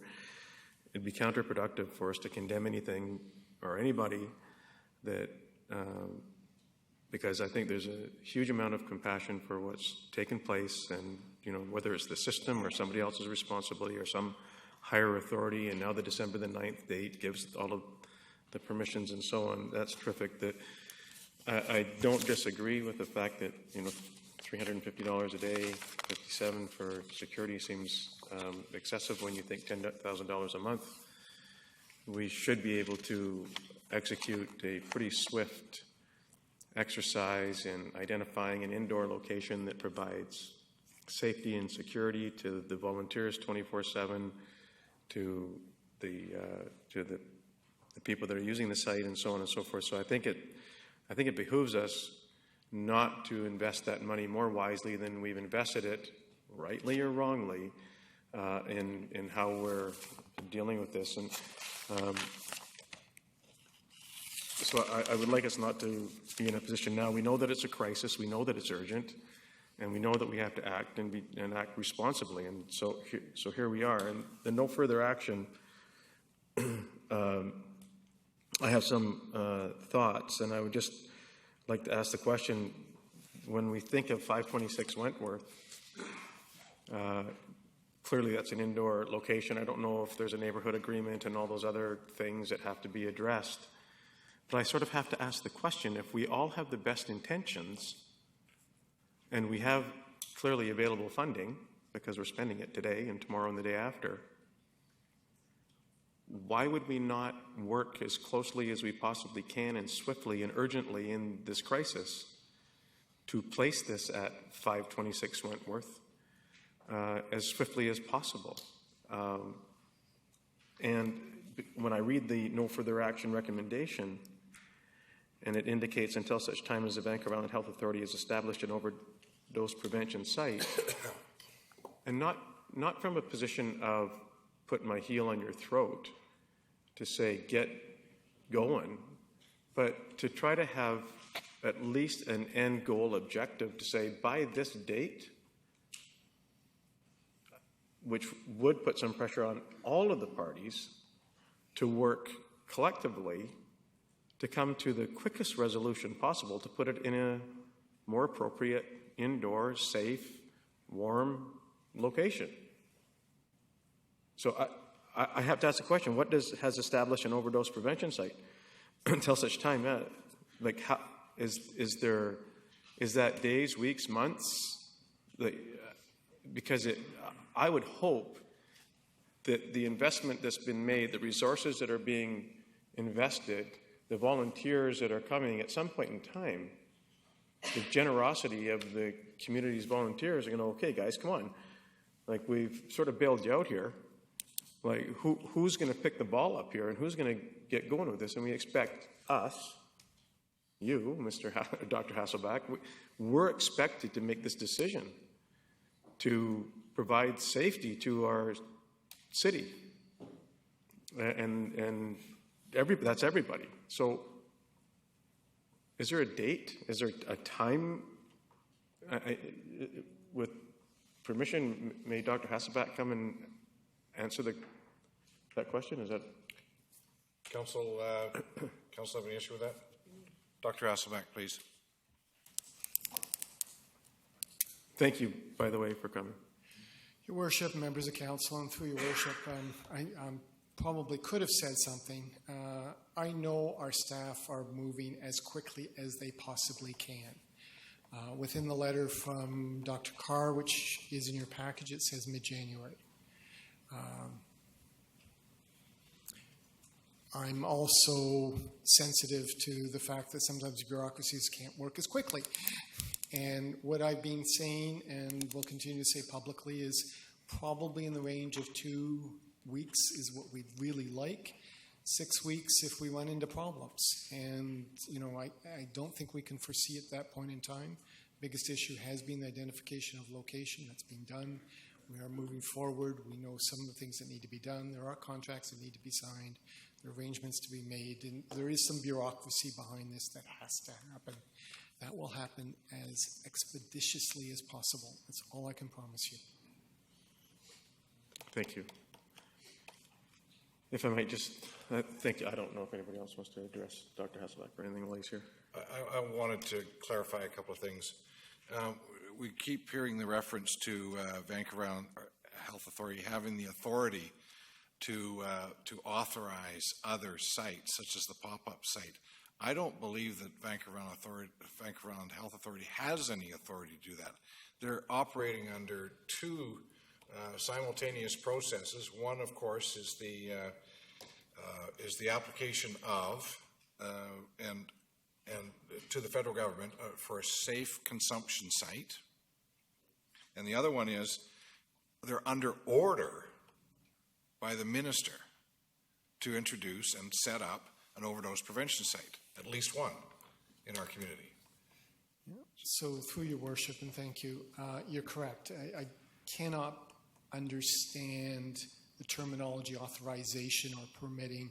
There isn't anything that allows us to do that, like licensing or anything of that nature. So I don't know how we could authorize a site that isn't operated under our auspices.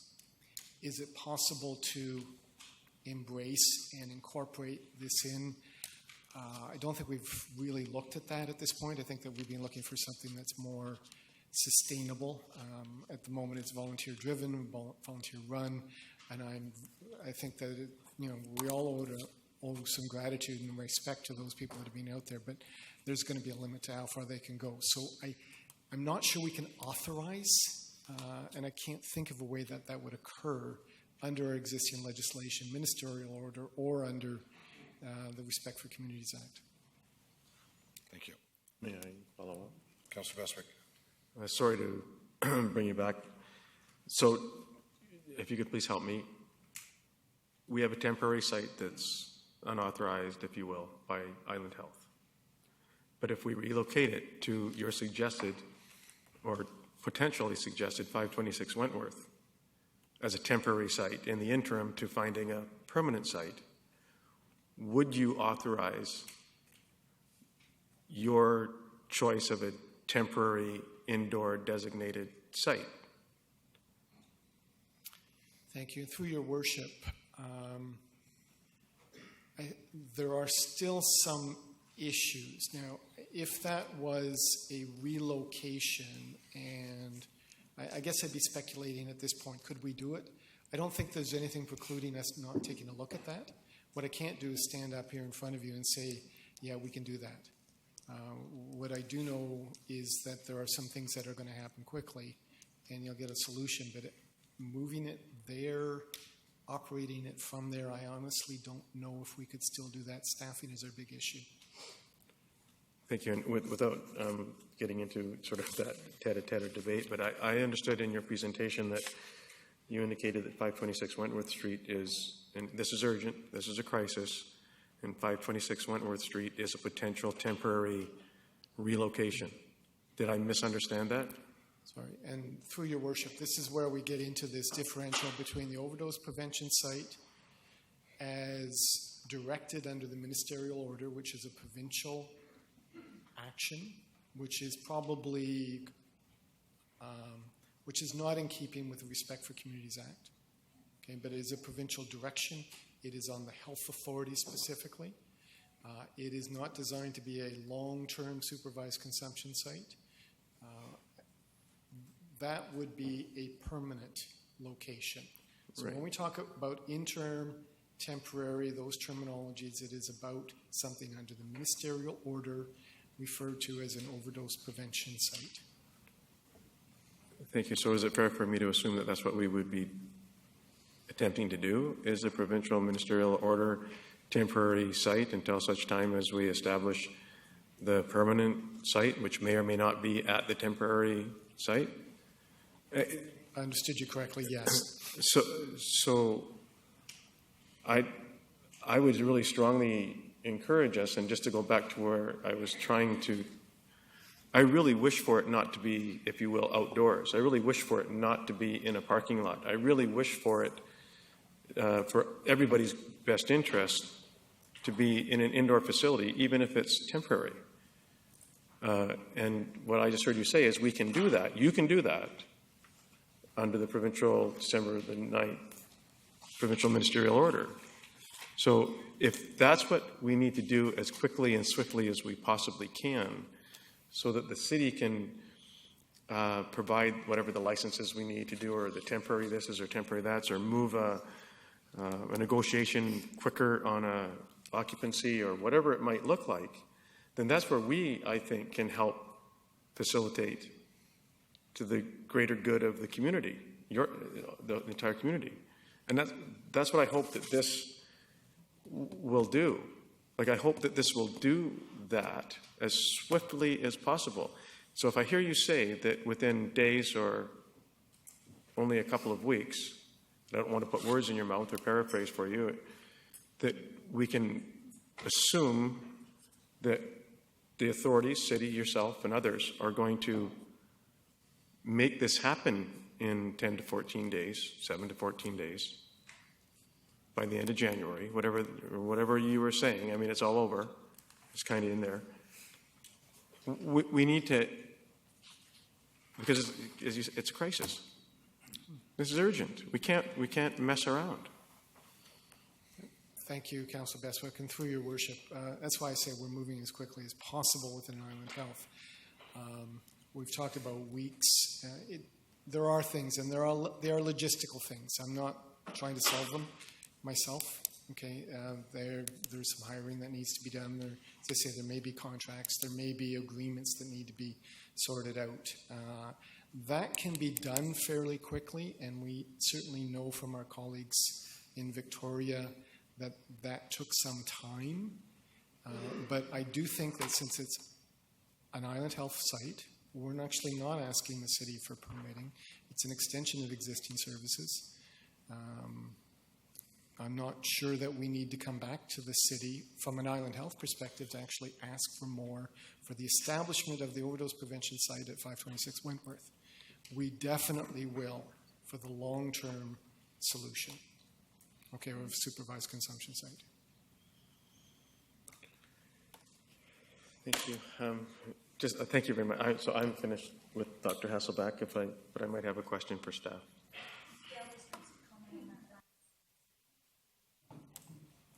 Mr. Lindsay. Thank you, Worship.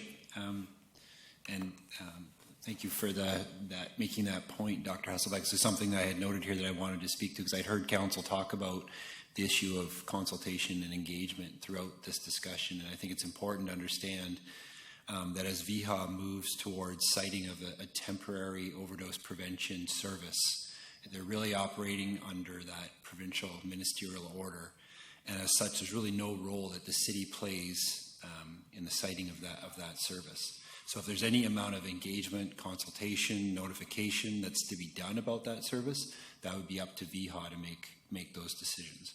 As Dr. Hasselbeck said, it's very different when we go to talk about the long-term solution of applying to the federal government for an exemption.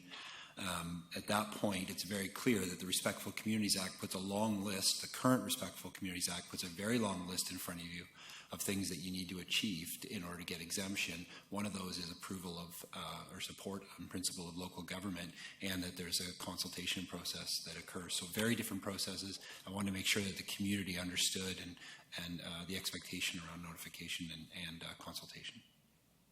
I recall there's 26 different items you have to satisfy.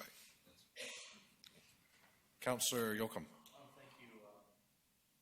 It's not really in regards to Dr. Hasselbeck, but shall I make the comments? No questions for? Not for, I have comments and questions around this process, but not with Dr. Hasselbeck. Okay. Just proceed? Sure. Okay. So what I would, with regards to the motion, no further action this time, I believe I'm crystal clear now on Minister Lake's order December 9th, a preventive measure put in the crisis, not just in Nanaimo, around the province. I think around the motion, if my colleagues would be open to it, I'd be more comfortable with a time limit, saying to January 31st, per se, just for conversation's sake. Hear me out for a second, please. For the fact, it's sort of, and this is not put, like as Council Best put a heel in anyone's throat, but just to get everyone moving, a time frame where governments also, I'm not saying yourself, but higher, the governments sometimes offload. And I'm scared of this carrying on. The city of Nanaimo is dealing with it rogue in it, and it's whatever. We'll get to them when we get to them, and we're not, by the way. So I would be more comfortable. I would be very comfortable. I'm comfortable regardless. I'm not comfortable without a time frame in there because we don't know how long this can go on. And Island Health has 3 weeks to get their, I forget the term, that Minister Lake's term, the December 9th ministerial order. It gives them 3 weeks of whether it's Wentworth or wherever. I don't think it's our jurisdiction. I know it's not our jurisdiction. It's not our mandate, but we're just doing what we have to do as citizens of this city. And I acknowledge and applaud everyone that's got it this far. So I'd like to put a time frame in there, but it's not. That's a different motion. If there be openness, if the colleagues are open to friendly, and we'll see where we're at the 31st.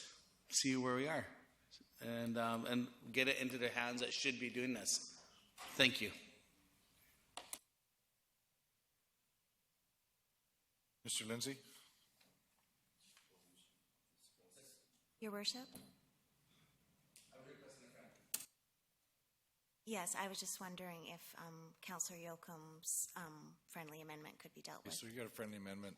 Who's going to second that? Well, actually, if it's a friendly amendment, the agreement needs to be made by the mover, and the seconder needs to agree as well. So if there's agreement, if not, we could do it separately and do an amendment and have that voted on and then vote on the main motion. My concern is the time frame. We're not great at time frames sometimes. It takes us a while to deliver things. And we're dealing with a number of bureaucracies and police enforcement, and that's like there's a number of moving parts in this, and to set a time frame on it, when we really have done our due diligence by contacting all of the parties involved, making contact with them, and so we've done our due diligence. So the time frame now is, this site is, and don't shift it that it's just a protest. It is there for a reason. It's helping. There's a 5-minute window. When these kids crash in the ditch or down the street, where they're doing it between the buildings there for the longest time because it's a warm air vent. They crash there for 5 minutes. We're keeping them alive at about $5,000 a day because they're brain injured, and we just harvest their organs after that. So this is about helping, and it's doing something. It's also giving those kids some love that they don't have a lot of time, and sharing. So it's different than what you think it is. And I mean, when you look at the reports and published science reports and evaluations of the reduction of mortality rates in that, this is tying up way too much time. We just need to leave things be and go forward with getting a permanent site put up. So I don't take it as a friendly amendment for time because I don't think we can respond in that period of time. If you said up to 6 weeks, it could take. You're not in favor of supporting the amendment? Supporting the amendment, no, it can come as a separate motion. Oh. Councillor Fuller? Sorry, I was just going to say that if he wasn't in favor, the other option would be to get a seconder to the amendment, Well, and then we would vote on the amendment. Can I have something to say before we even go there? No problem. There's a second. Thanks. I tend to agree with Councillor Kipp. I'd actually like to see it happen way before the 31st of January. I'd like to see it happen the 23rd of January. We have a meeting on Wednesday with some very, as we like to now use the favorite words now, used to be robust. I hate that word. Now it's high level. We have high level people coming on Wednesday that we're going to meet with. And we can hold their feet to the fire. And we can sit, and that's what Wednesday is about. So we can hold their feet to the fire. If this hadn't have gone up when it did, we wouldn't be having this conversation until in freaking February. March when it got back. Even March. It could have been put that far away. So we're way ahead of the game. I think Island Health knows that we want this to happen as quickly as possible. I'm not big on the Wentworth site, but that is their site. Yes, it would be a continuation of services, but there's still stuff has to be done. It's not as simple as just saying, bang, it's in there. So we're looking at a couple weeks minimum, I can see. I'd love it to be next week, but a couple weeks minimum. So leaving it open, I think, is great, and we keep their feet to the fire. And we keep their feet to the fire.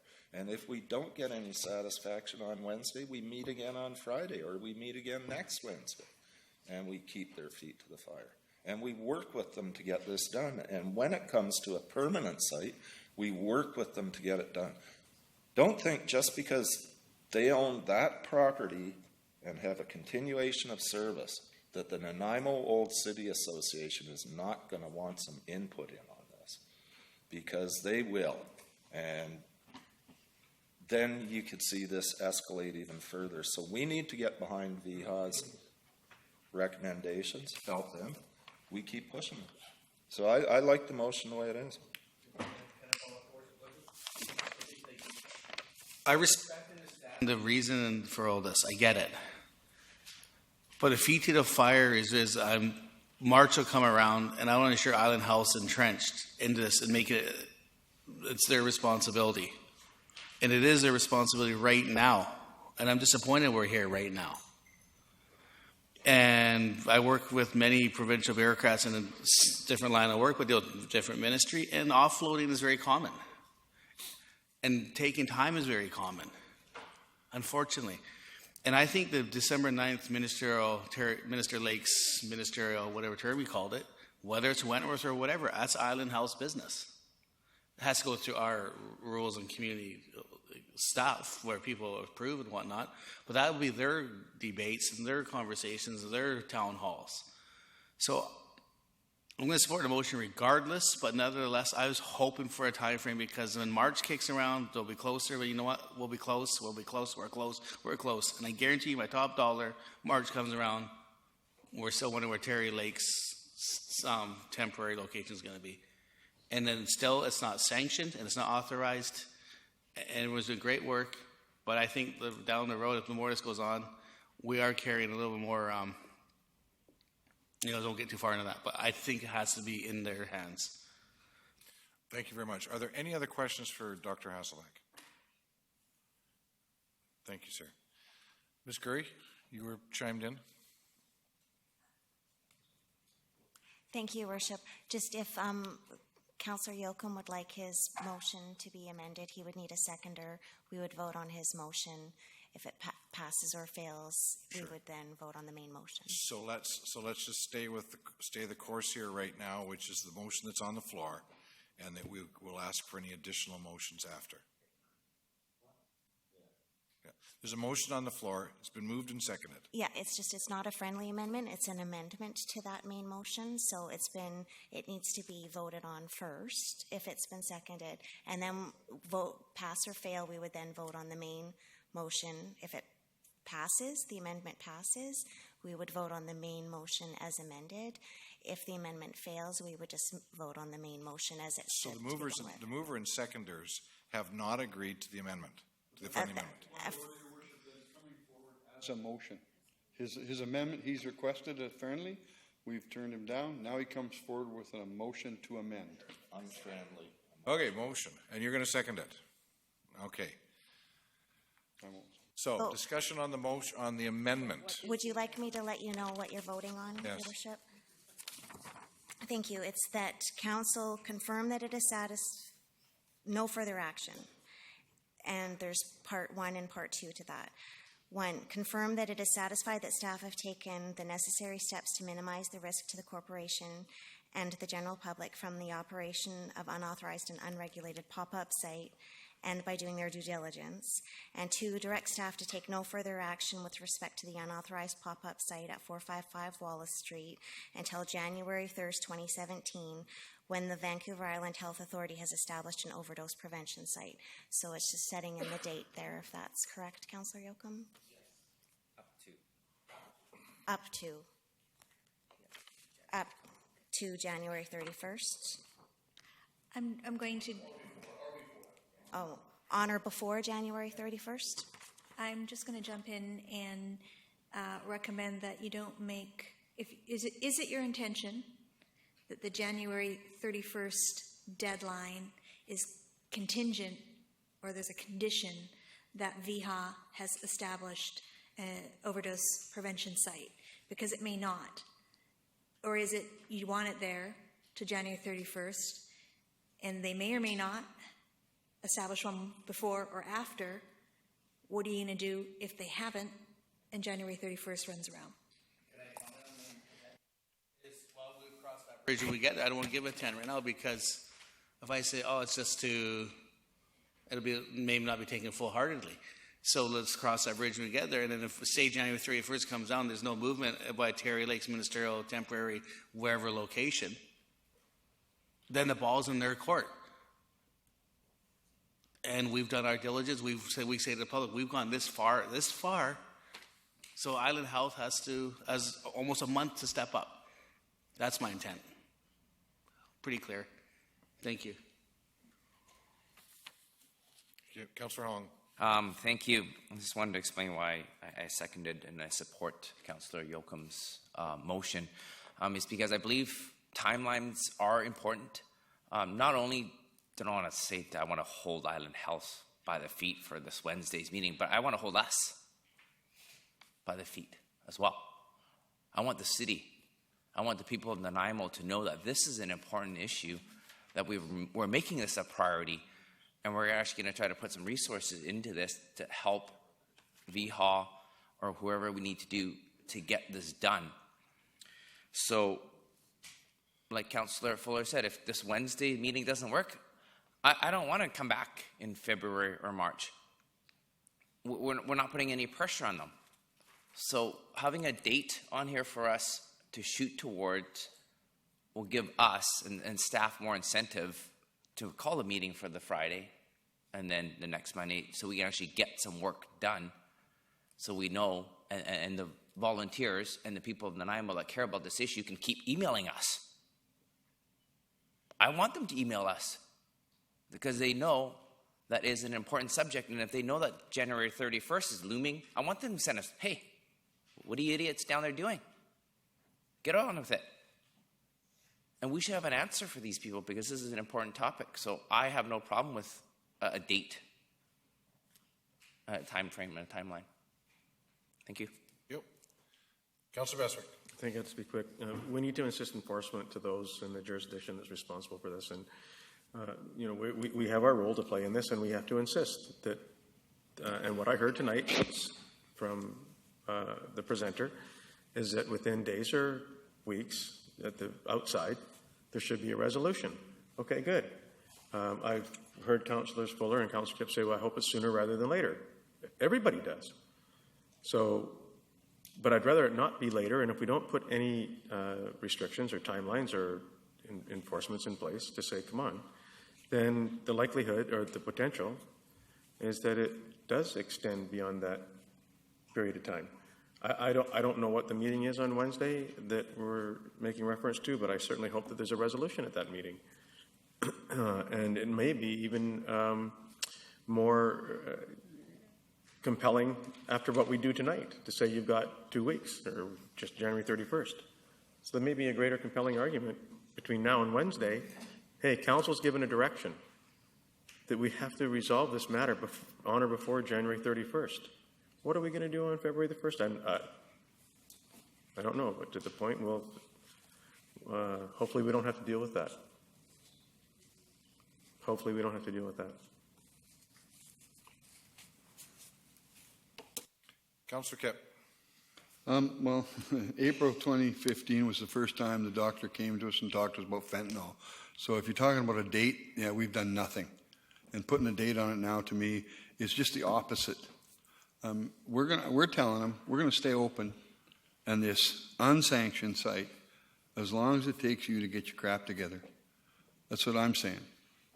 It would take an injunction by the city to take a peaceful protest off their property.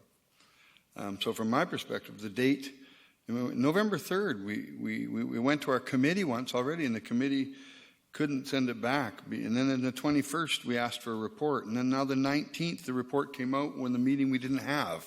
And now that's back on the table now. We're at what? So from November 3rd, or when Mr. Hasselbeck last made his presentation in 2015, or 2016 now, a year after April, we're sending it in a circle.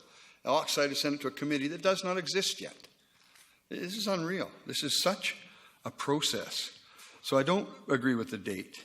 The thing will stay open as long. And I think if you put 31st on there, staff might just have it removed the day after if we haven't got a decision. And that's my fear. And so I don't want to give them a date time when this is over. So I, in opposition to the motion that's on the floor, April 2015, November 2016, November 21st, December 19th, send it to a committee. It means nothing if you send it to a committee. Nothing.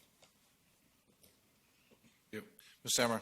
Just to be clear, in order to proceed with an injunction, it requires council direction. So staff are not going to move for an injunction February 1st. It requires council to provide direction. We're bringing all decision points about the pop-up to council. Councillor Fuller.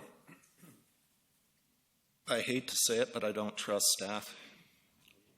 I really hate to say it, but I do not trust. I trust what Ms. Sammer said with regards to an injunction. But that does not stop them from contacting the fire department to come in and shut us down. Does not stop them from contacting the RCMP. If Ms. Sammer wants to say that categorically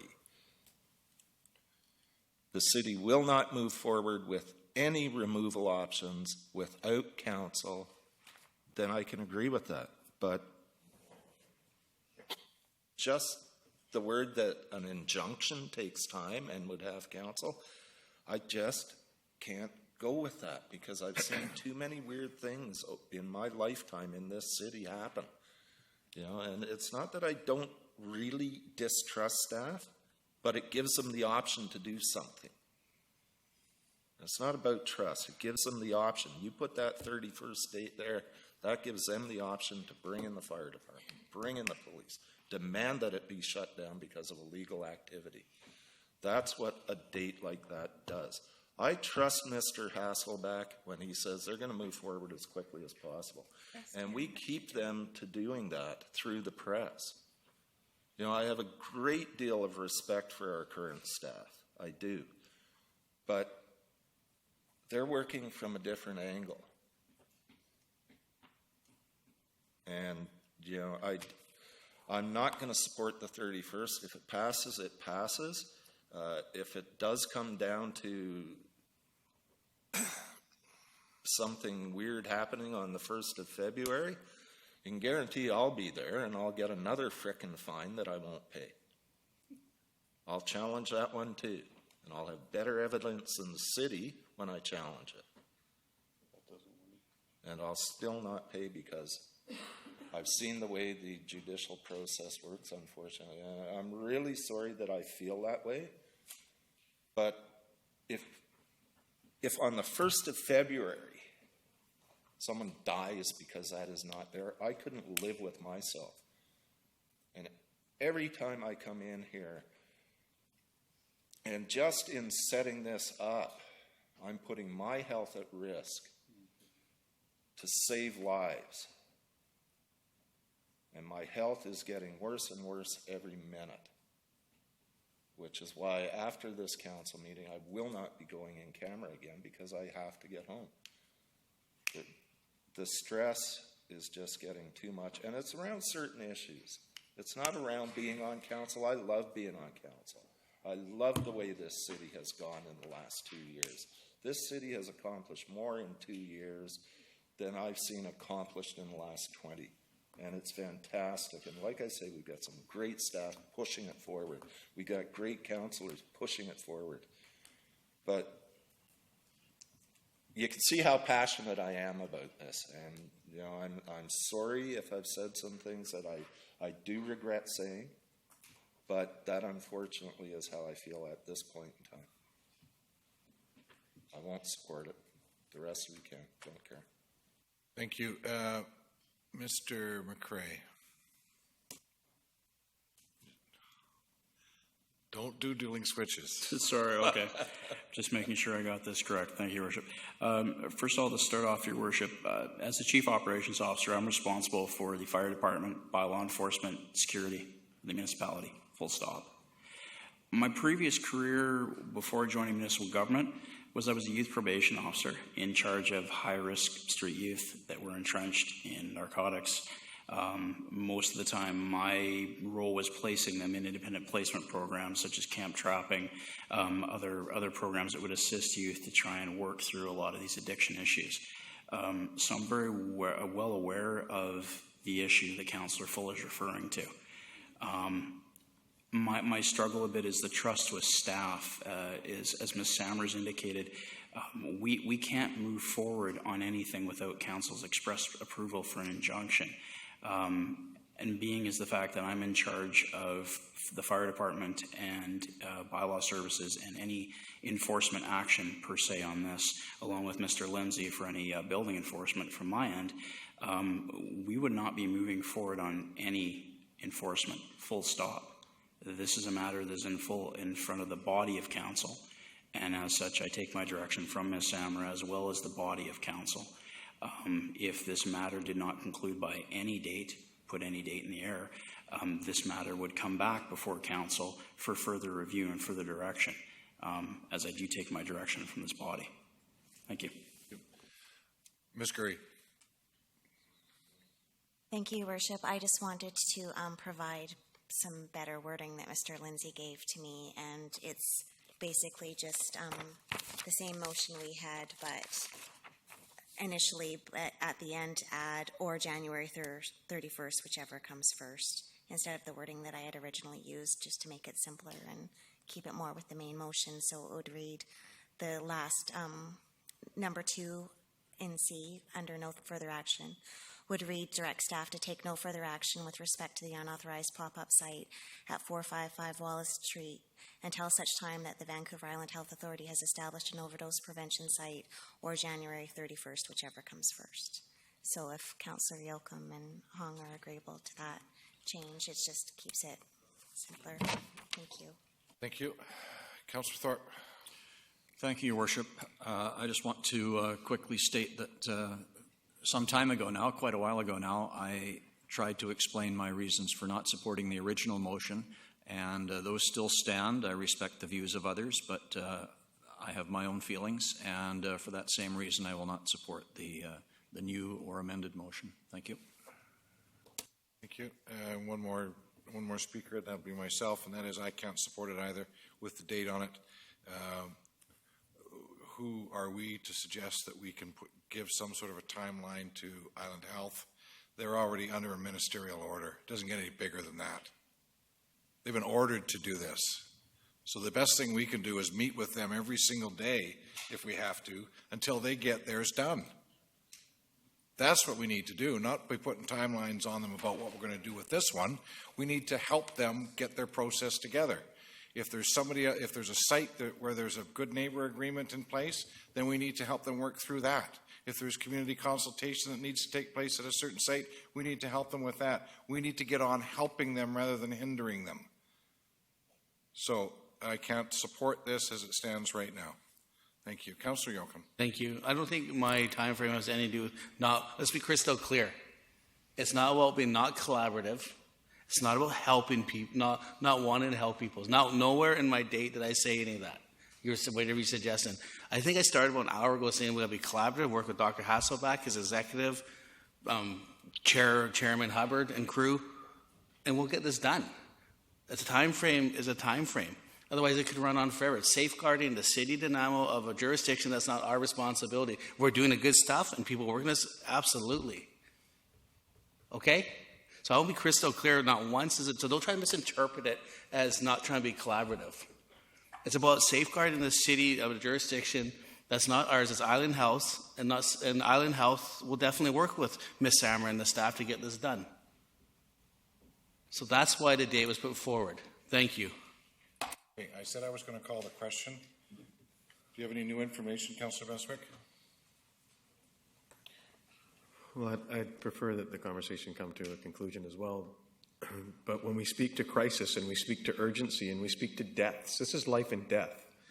So Minister Lake has come with a ministerial order on December the 9th. How have we made out so far? So not very well. So what ends up happening is people take it upon themselves to be vigilante, to say, listen, we have to get out there and do something because it's not being done. So where have we been in insisting that in our community that we hold Minister Lake's feet to the fire? Where's our MLAs at?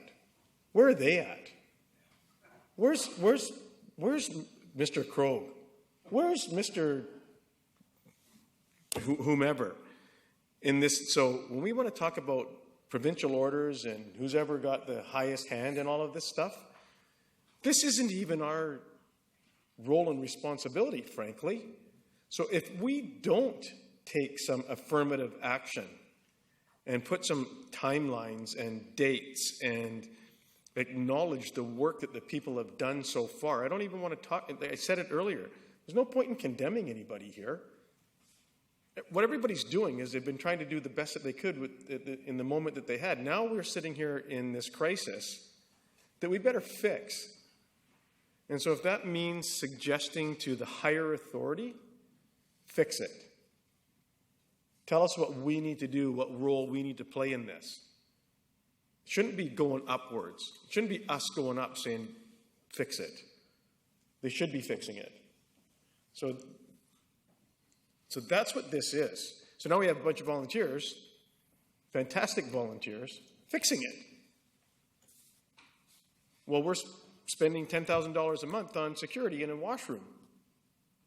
Well, let's invest that money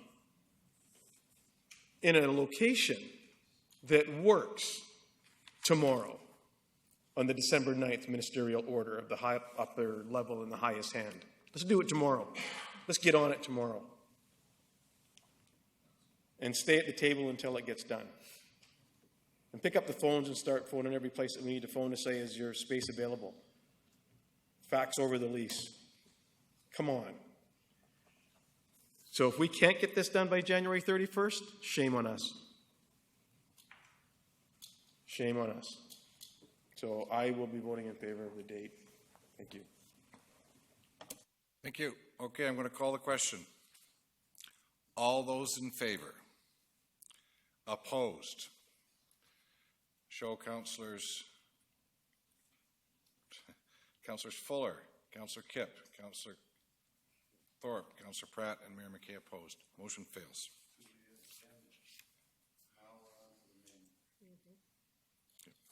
Okay, main motion. Councillor Fuller, you wish to speak to the main motion? Yeah, I just want to let Councillor Thorpe know I respect everything he said. I think we are working towards this. It is about more than just safe consumption. It is about treatment. It is about detox. Far and sadly lacking in this community. I got a call today from someone who's going to be watching their son over the next few days because he is an injection user. The son wants to go to treatment, but he can't get into treatment. So all of this fits, and we just need to keep them alive until we get there. But I do respect you for your opinions. I want you to know that. And I really want to apologize to staff as well, because I do think you guys are some of the best people I've seen in this community and in the more than 2 decades that I've been following city politics. Thank you. Thank you very much. I'm going to call the question on the main motion. All those in favor? Opposed? Show Councillor Thorpe is opposed. Motion carried.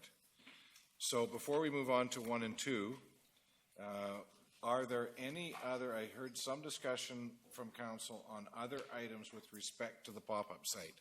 Signs, security, are there any other motions that you wish to bring forward with respect to those? Councillor Bestwick.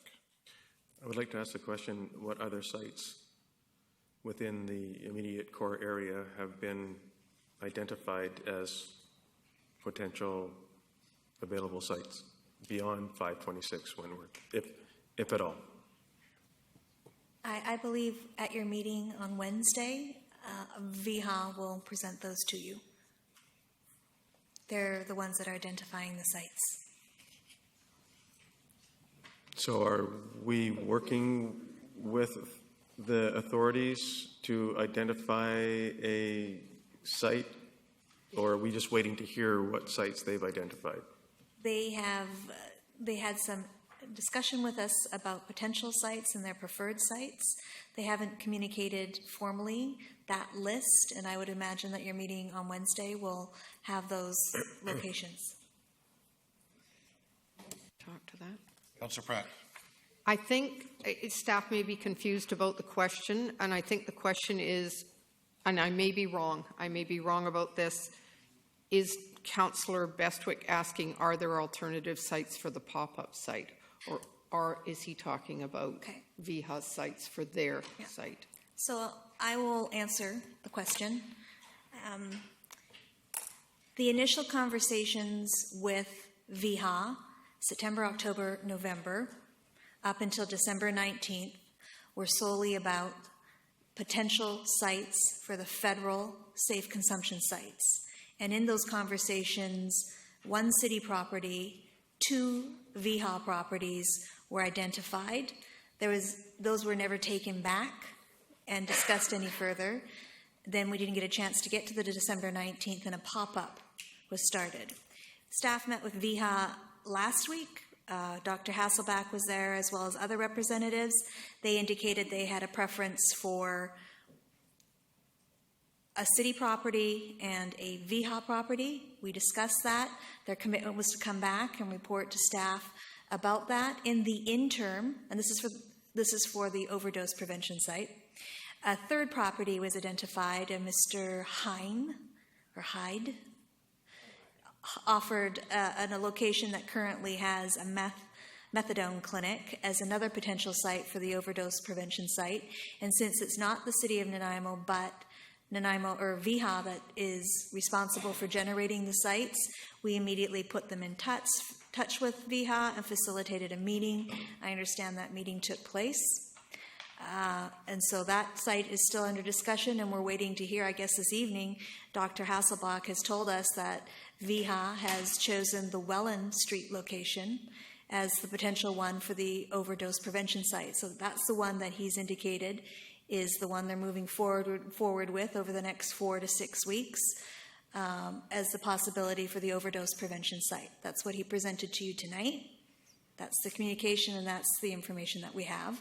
I imagine tomorrow or Wednesday, whenever it is that you're meeting with VHA, there may be discussions about the medium and long term as well. Thank you. You meant Wentworth. I don't know the address of it, whatever the one is he talked about. Oh, no, you said Welland. Okay, so I meant Wentworth. Wentworth, thank you. A few of them have Just for W's. clarification. No. Thank you. Councillor Pratt. No. No, nothing? Okay. So my question was, we did hear council say they want the security cards gone. They want the signs down. Are there any motions coming forward to that effect, or do you want everything to stay the status quo? Well, seeing no motions, then Councillor Bestwick. Well, I need to know about safety and liability, because $10,000 a month for security services is a considerable sum. Everybody needs to be safe and secure, of course. I completely understand that.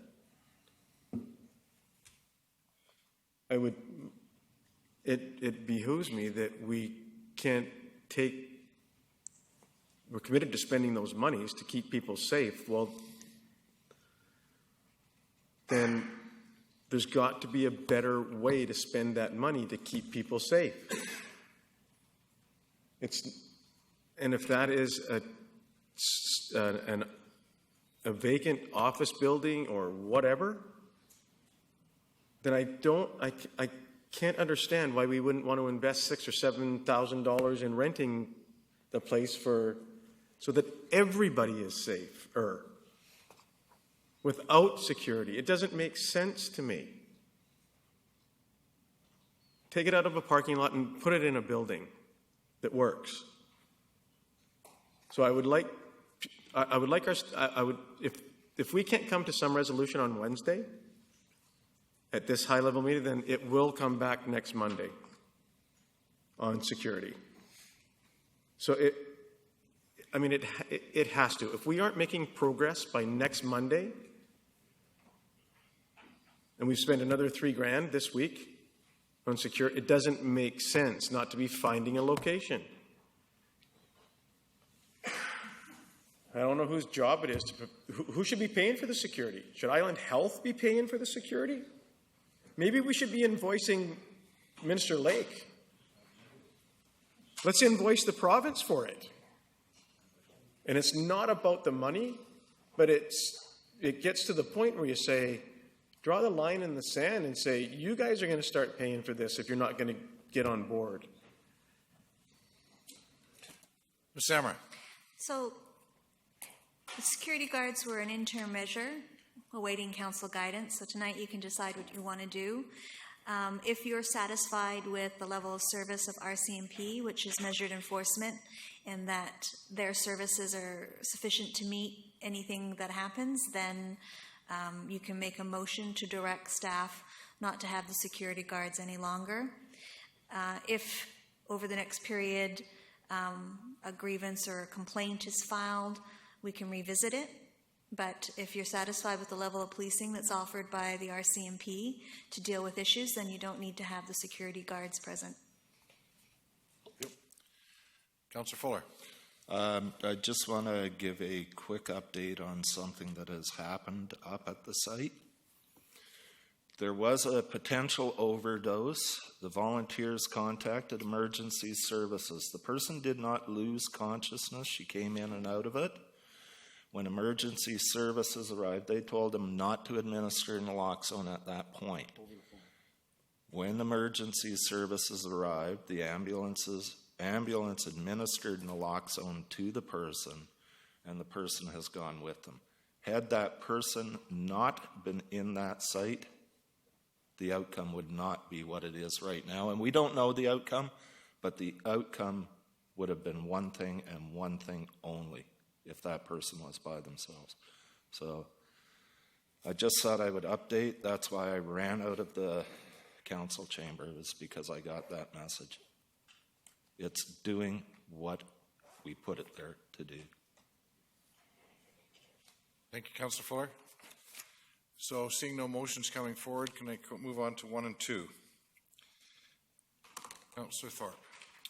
Thank you, Chair. Going back to staff recommendations, then under 9A, I would like to move number 1 and number 2, and I'll speak very briefly to them if I get a seconder. Yep. It's been moved and it's been seconded by Councillor Hong. Go ahead if you wish to speak to it. Thank you. So recommendation 1 was to refer the issue of safe consumption to the Public Safety Committee, and I think there is a role that that committee can take as we look to the long term to a more permanent solution here in our city, which would involve public consultation. Number 2 is supporting in principle the Vancouver Island Health Authority in the establishment of a temporary overdose prevention site, and that's what I believe our meeting on Wednesday will start to do. So I'm certainly in favor of that. I want to work with VHA, I want the city to work with VHA and get something set up, a good, safe, temporary site, and that is why I support number 2, and number 1, again, the longer term, looking ahead for a permanent site as needed. Thank you. Thank you very much. I just wanted to say that during my research that over the last few days, it's been it's been very startling. I watched a couple of news reports with Lisa Lapointe, who's the coroner for BC, and it's interesting that there are people out there, and much of the population, that believe the drug overdose crisis is someone else's problem. It's not. It's everybody's problem. The federal government's taken it on by creating the tool to be able to put in permanent supervised sites. The provincial government has taken it on by placing an order on our health authorities. I found it quite staggering that 128 people in the month of November died in the province of British Columbia. 128 died. That does not include the number of people that overdosed. That's the number of people that overdosed and died. And this affects the stories that I'm hearing these days. It's just unbelievable. The tragic story of the couple who left a 2-year-old behind doing recreational taking recreational drugs.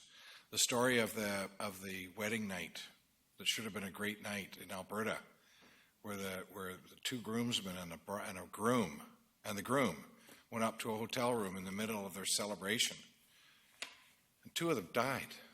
One of them was the groom. Can you imagine what that family's going through? So this is a crisis. It had every reason on April 14th to declare it a crisis, and we've got to do everything we possibly can to assist Island Health in getting their temporary site up with qualified people, so that the people that are volunteering right now can stand down and we can thank them for the work they've done. I don't see any other speakers. Call the question. All those in favor? Opposed? Motion carries. Thank you. Next item. Remedial action order on 645 Selby Street. The purpose is to provide council with information pertaining to the request to reconsider the remedial action requirement to upgrade the decks on condominium building located at 645 Selby Street. And we have a delegation, Mr. John Bajan. No, Your Worship, sorry, it's been changed to Martin McGraw. McGew, yeah, thank you. Yeah. Martin McGew, good evening, everyone. This is about 645 Selby, and information since the last meeting in December. I'm a resident of Nanaimo, 561 Hannah, and I don't know if everybody has this yet. This letter is fairly recent.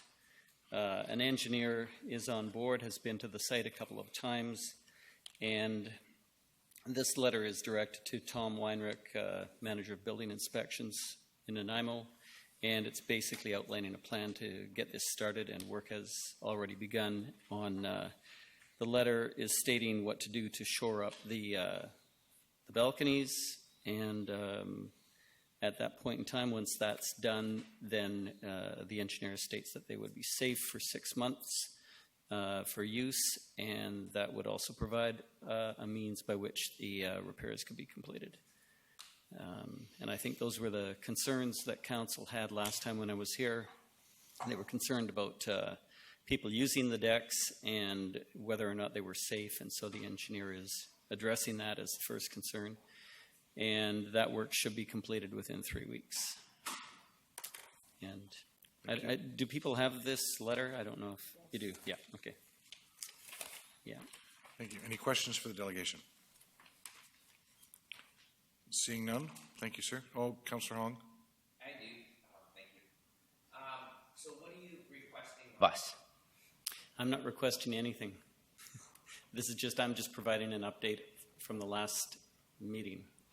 I don't know if this has to be going to council even anymore. To me, it's now between the engineer, building manager, the Tom Weinrich, and so forth. Okay, because on our report's asking to provide council with information pertaining to the request to reconsider the remedial action requirement.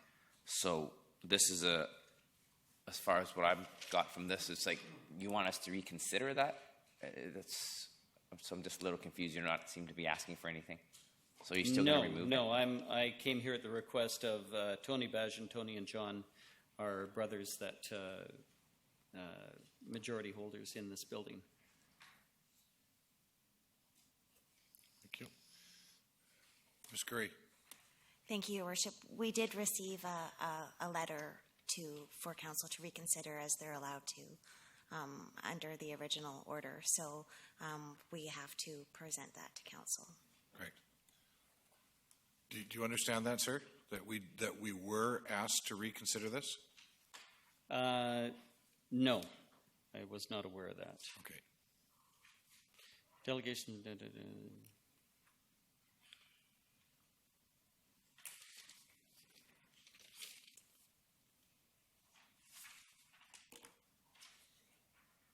The remedial action is already, by the remedial action, you're talking about the repairs and the, regarding the maintenance of the decks, repairs, maintenance of the decks. Perhaps Mr. Lindsay can help answer that question. Mr. Lindsay. Your Worship, I was just going to say, for the benefit of the speaker, we've put on the screen the actual letter that was received from the Strata Council President asking for reconsideration of the remedial action order.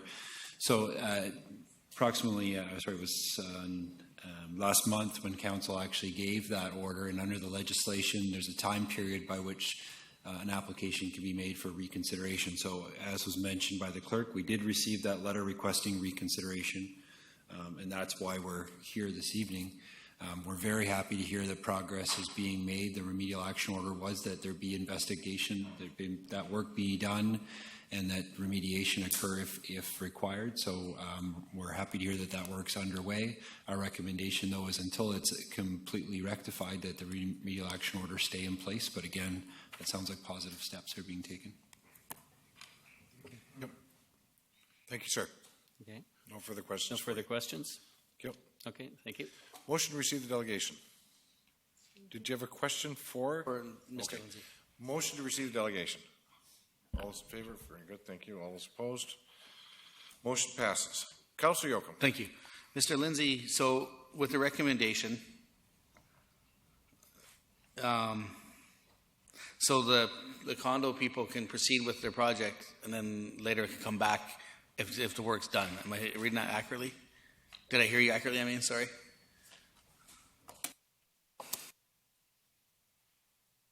Not touching anything. Mr. Lindsay. Thank you, Your Worship.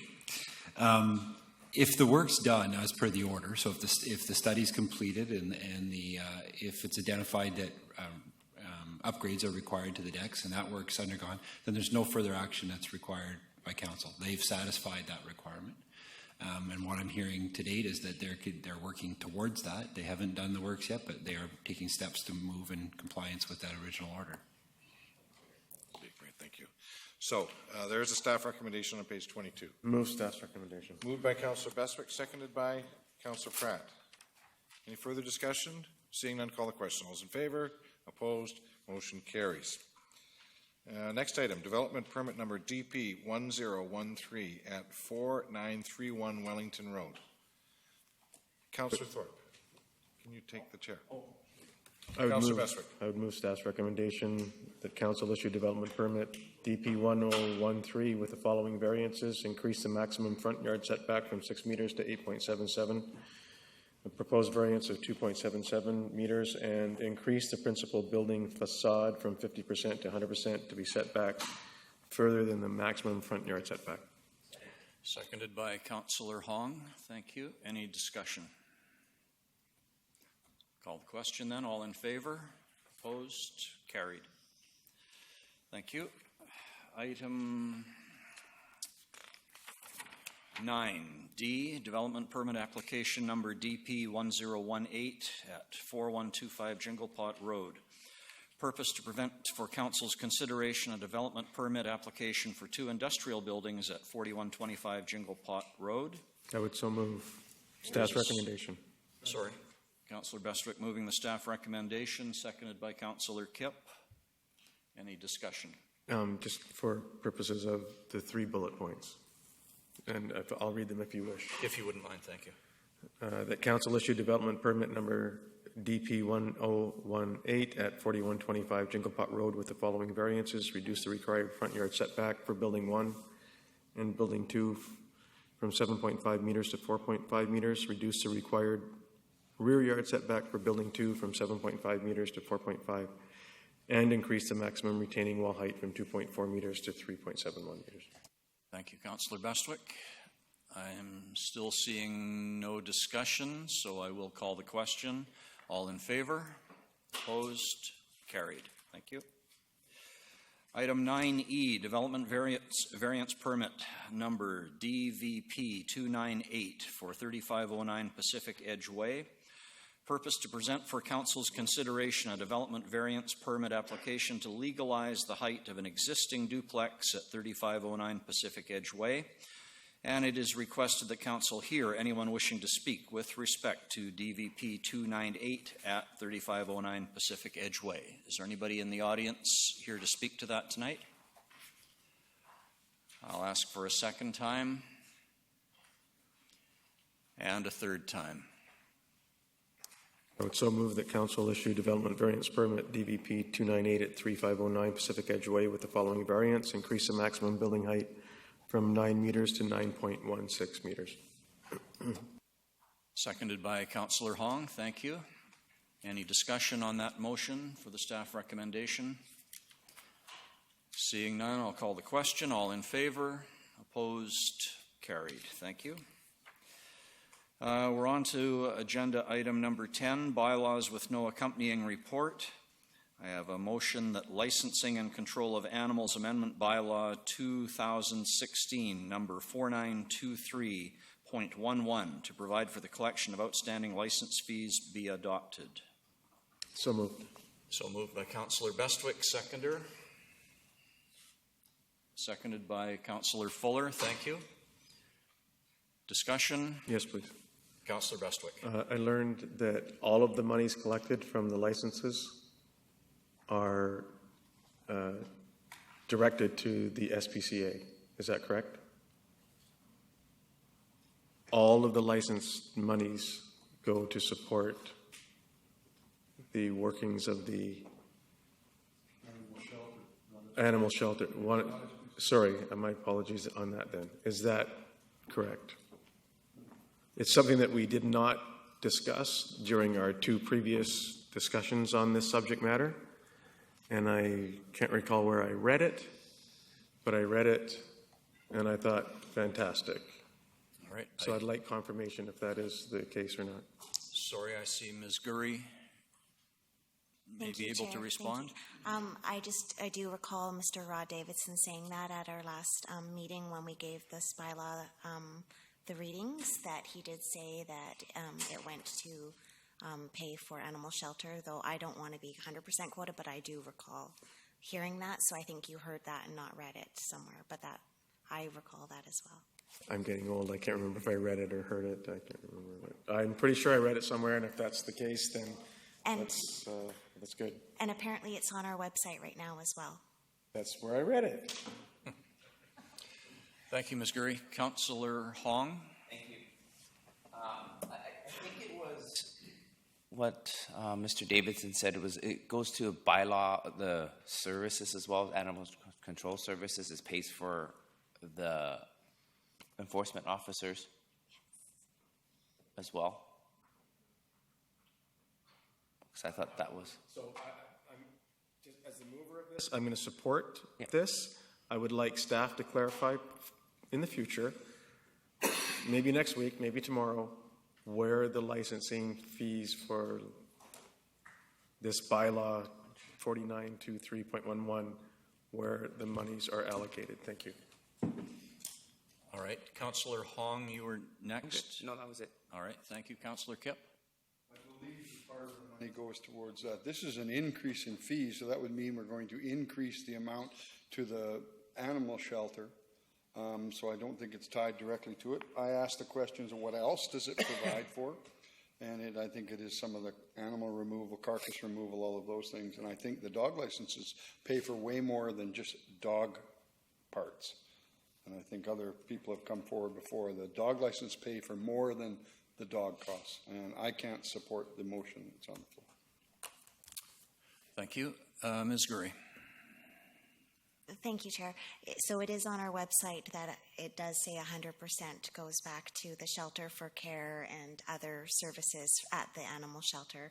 But for the questions, we will get staff to verify that and email you the information if that's okay. Thanks. Thank you very much. I see no other speakers. We have a motion which has been moved and seconded. Any other discussion? Then I will call the question. All in favor? Opposed? Note Councillor Kipp is opposed. That motion passes. Item 10B, a motion that the Financial Plan Bylaw 2016 number 7234 to confirm and adopt the 2017 to 2021 financial plan be adopted. Is there a seconder for that? Or a mover? Councillor Hong moving. Seconded? I'll second it for discussion. Seconded by Councillor Bestwick. Discussion. Councillor Bestwick. Well, thank you. Mr. Mima may wish to come to his coveted seat.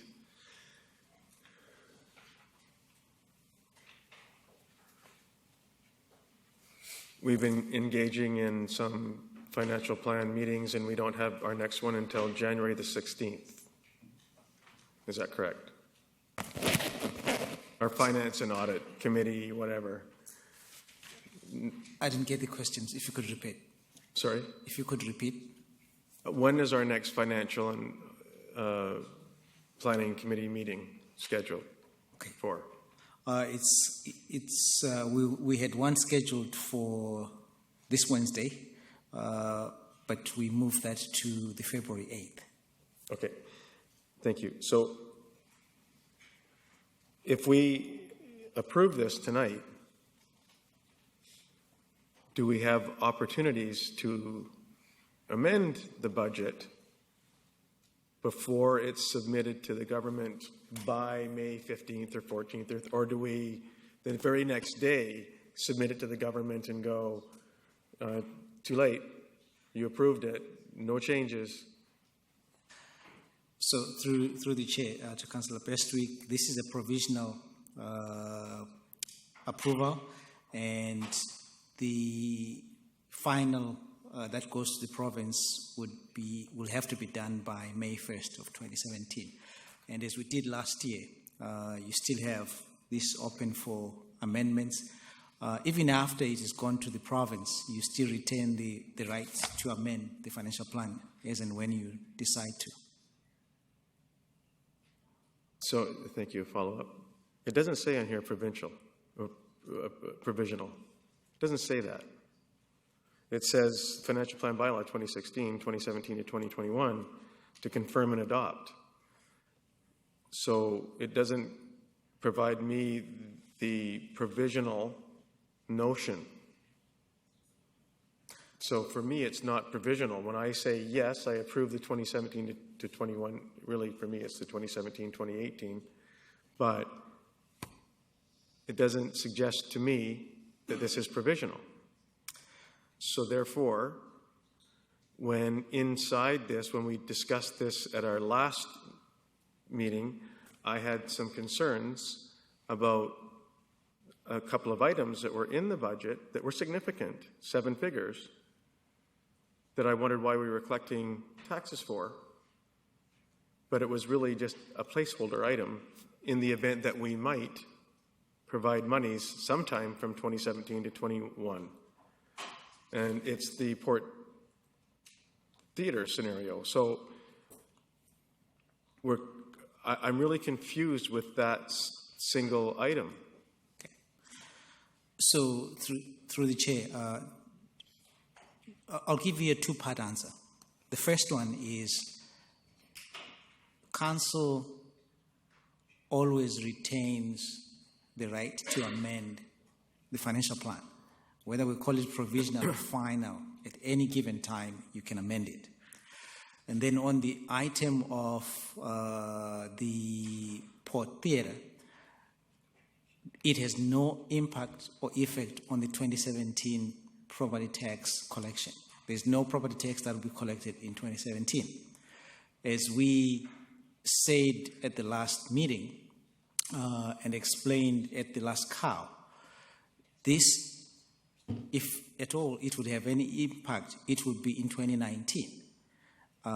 And we did say at the time that as it sits, whatever, the only thing that triggers this to go to taxation is if the Port Theatre were to show up and say they are ready to proceed.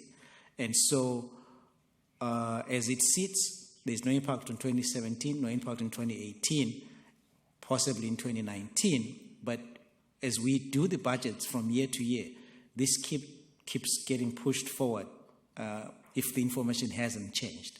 Thank you. Thank you. I see no further questions. I'm going to call the question. All those in favor? Opposed? Motion carries. Next item is correspondence. Seeing none, we get down to number 16, which is delegations not related to a report to council. Your Worship, item 14, other business about statistics at the youth shelter. Oh, pardon me. Thank you. Councillor Kemp. I'd just like to know if staff could provide, if they need a motion to provide some of the statistics on the youth shelter that was brought forward from the minutes, and we reacted to get Tillicum House involved. I think there was some of the statistics of how many kids have used the facility and that. So, I make that motion. Certainly. Is there a seconder? Second. Seconded by Councillor Beswick. Report. Any discussion? No? Is it clear to staff? Thank you. Going to call the question. All those in favor? Opposed? Motion carries. Next one is... One other item, Your Worship, I'd asked about. On page 17 of our tonight's agenda, motion 58116 was regarding the hazardous material site down at the curling rink, and I'm wondering when that report will come through to council. It's page 17 of our current agenda under the minutes. And there was a motion to report back on some of the information on the contaminated soil site. Staff have any idea when that will be coming back? No, but we'll expedite it. Okay, thank you. It's been outstanding for a while. Thank you. Motion that's resolution number 58116. Yeah. Yes. Yep. Thank you. Thank you. Seeing no further, Councillor Pratt. Yes. I'm just wondering when we are doing the presentation on the housing project that we were given. Next. It's next. Okay. Thank you. Thank you. It says January 9th. Thank you. Thank you. So the next item is delegations not related to a report to council. Mr. Dean Fortin regarding affordable housing.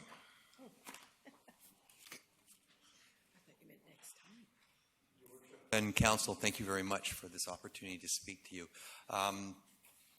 If I have a bit of a personal reflection, I missed this, how lovely it was to spend time with you and see all of the business that council does. And if I could add perhaps one little piece. You probably don't get it enough. Thank you. Having sat in a few of your chairs, you don't get enough people saying, you know, the recognition, the work that you put in, the care that you have, the sacrifices that you make. Having been there, understand that. Thank you for what you do. Civics is extremely important. And you have a great group of citizens that have joined us throughout the evening and a part of that as well. So anyways, thank you. I have the great pleasure of being with Pacifica Housing, the opportunity to continue to create affordable housing, whether it be for families, which are extremely important, low-income families, for people with disabilities, physical disabilities, and of course those facing other challenges. We have in Nanaimo, Pacifica Housing, and I also want to start by recognizing the municipality for contributing land to what's known as Uplands Walk. It's a supportive housing facility, and it's been truly, truly successful. Something that was concerned about by the neighborhood when it was first proposed, and yet all the studies are showing that it's been a welcome addition. And we have the seniors across the road now showing up on a regular basis and helping with gardening and food, and it's truly been something that Nanaimo, through its leadership in affordable housing, has led. I'm in a situation which is probably best characterized as what's known as a catch-22. The catch-22 is this. We have an opportunity through BC Housing to partnership for them to contribute equity funding, as well as what's known as a really good opportunity for mortgage, low-interest mortgage. They'll allow us to take a apartment building, relatively new, in the downtown core, where there's a desperate need to maintain apartment buildings. I believe that the vacancy rate in the downtown core of Nanaimo this month, November being the latest, was a 0.06. So not to be confused with 6%, it is 0.06 or worse. There's an opportunity for Pacifica to pick up this 45-unit, one-bedroom apartment building in the downtown. Probably my location is right across from the Dairy Queen. And we have BC Housing kicking in $350,000 towards the purchase price of this. Pacifica Housing is also putting its funds in the game, upwards of $217,000. And the final partnership that we would like to approach is the municipality to see if we can gain property tax relief. It is something that you do on a regular basis. Applications have to be in, and the grant happens in October. The catch-22 is this. BC Housing, having municipal support of that property tax exemption, is part of what they're looking at before they will move forward on the grant application that we have in front of them, that property tax exemption allows for what's known as the pro forma to work, that the rent from the income pays and services the mortgage and all of the costs. But of course, we can't apply for a property tax exemption until we're the owner. So you can't apply for property tax to your owner, but you can't become the owner until you get the exemption. So in consultation with staff, and I thank you very much, you have very informative staff, and they've been helpful as bringing this forward.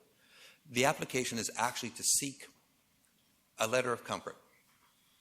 You cannot forward and bind a future council. You cannot pass that. But what the letter of comfort would say is, yes, Pacifica Housing meets the criteria for a permissive tax exemption, and that you will give it favorable consideration when it comes. And we believe that that will provide that level of comfort that BC Housing will then proceed with their application to purchase this. What it will do is allow us to preserve low-income housing. This is an apartment building originally built for the condominium market. As you know, the market went down. As part of the deal that the developer did is they signed what's known as well, there's usually a 2, 5, and 10-year warranties given. He's waived that, and so there's a 10-year moratorium on any individual sales. In another 5 years, it can go back into the condominium market and it can be lost as affordable rental income, which is core for individuals and core for families when it comes to firefighters, for the people who work in your communities and neighborhoods that need affordable housing. And so we have an opportunity to preserve this as Pacifica Housing as a charity in perpetuity. It will stay as affordable housing. We'll make it stay in what's known as the housing income level rates for low-income families in your community. And so that is where we are today. I don't want to take too much of your time. I probably did overkill in the amount of information that I gave you, but I'd rather be in an opportunity to be prepared to have that for you. But to simply say that we would seek tonight some sort of motion that would provide a letter of comfort to Pacifica Housing, to give to BC Housing, to facilitate the sale and purchase of this building. So if I could... and even after 8 years of being in front of council, I can still get dry mouth when I talk in front of everyone. So if I could seek clarification that the letter of comfort is for tax exemption once you take possession. Yeah, ultimately we would end up with your letter.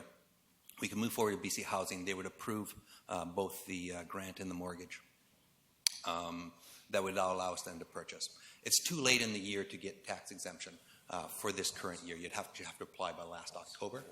And so as part of your regular process, I'm told that they prepare it all. It'll come forward to you probably in September for final approval in October. And then so it's tax exempt status that will kick in 2018. For this year, of course, we would be responsible for the taxes that are there. So yes, that is what we're asking, is the opportunity to apply in October for tax exempt status. Thank you. Councillor Fuller. How well do you know the building? You know, very well. Visited often. I'm being circumspect. Perhaps I'll put it this way. My understanding is that the developer is well known in the community. Yep. And as a result, that there was extra due diligence put forward by the building inspectors in the city of Nanaimo to make sure that everything was done appropriately. Yeah. We, of course, have undertaken a third-party evaluation of all of the major functioning of the building to make sure that we've looked at it hard.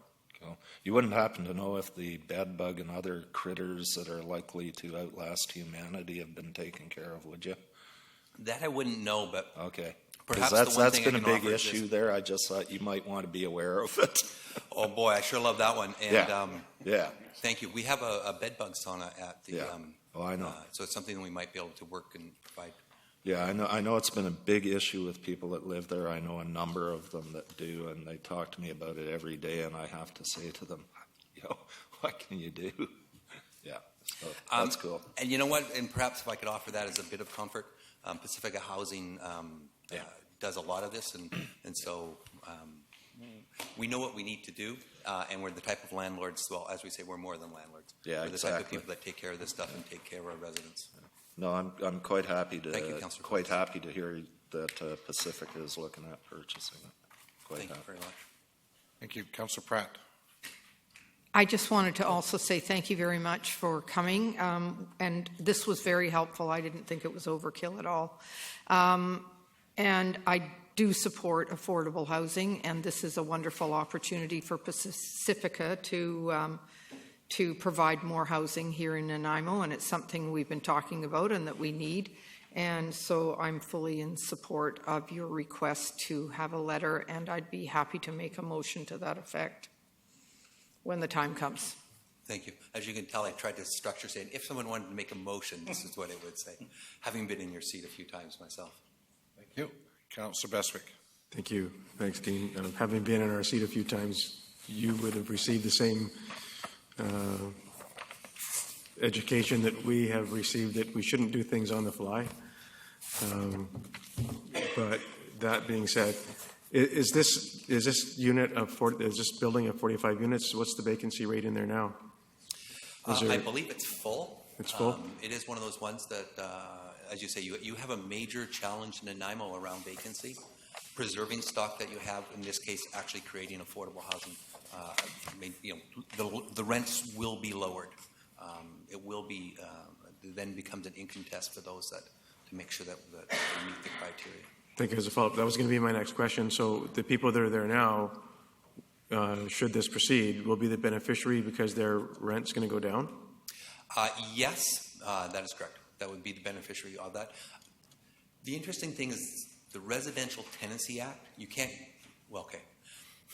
You say you can't raise the rents, but I'm not sure anybody would ever take you to the tenancy board if you lowered their rents.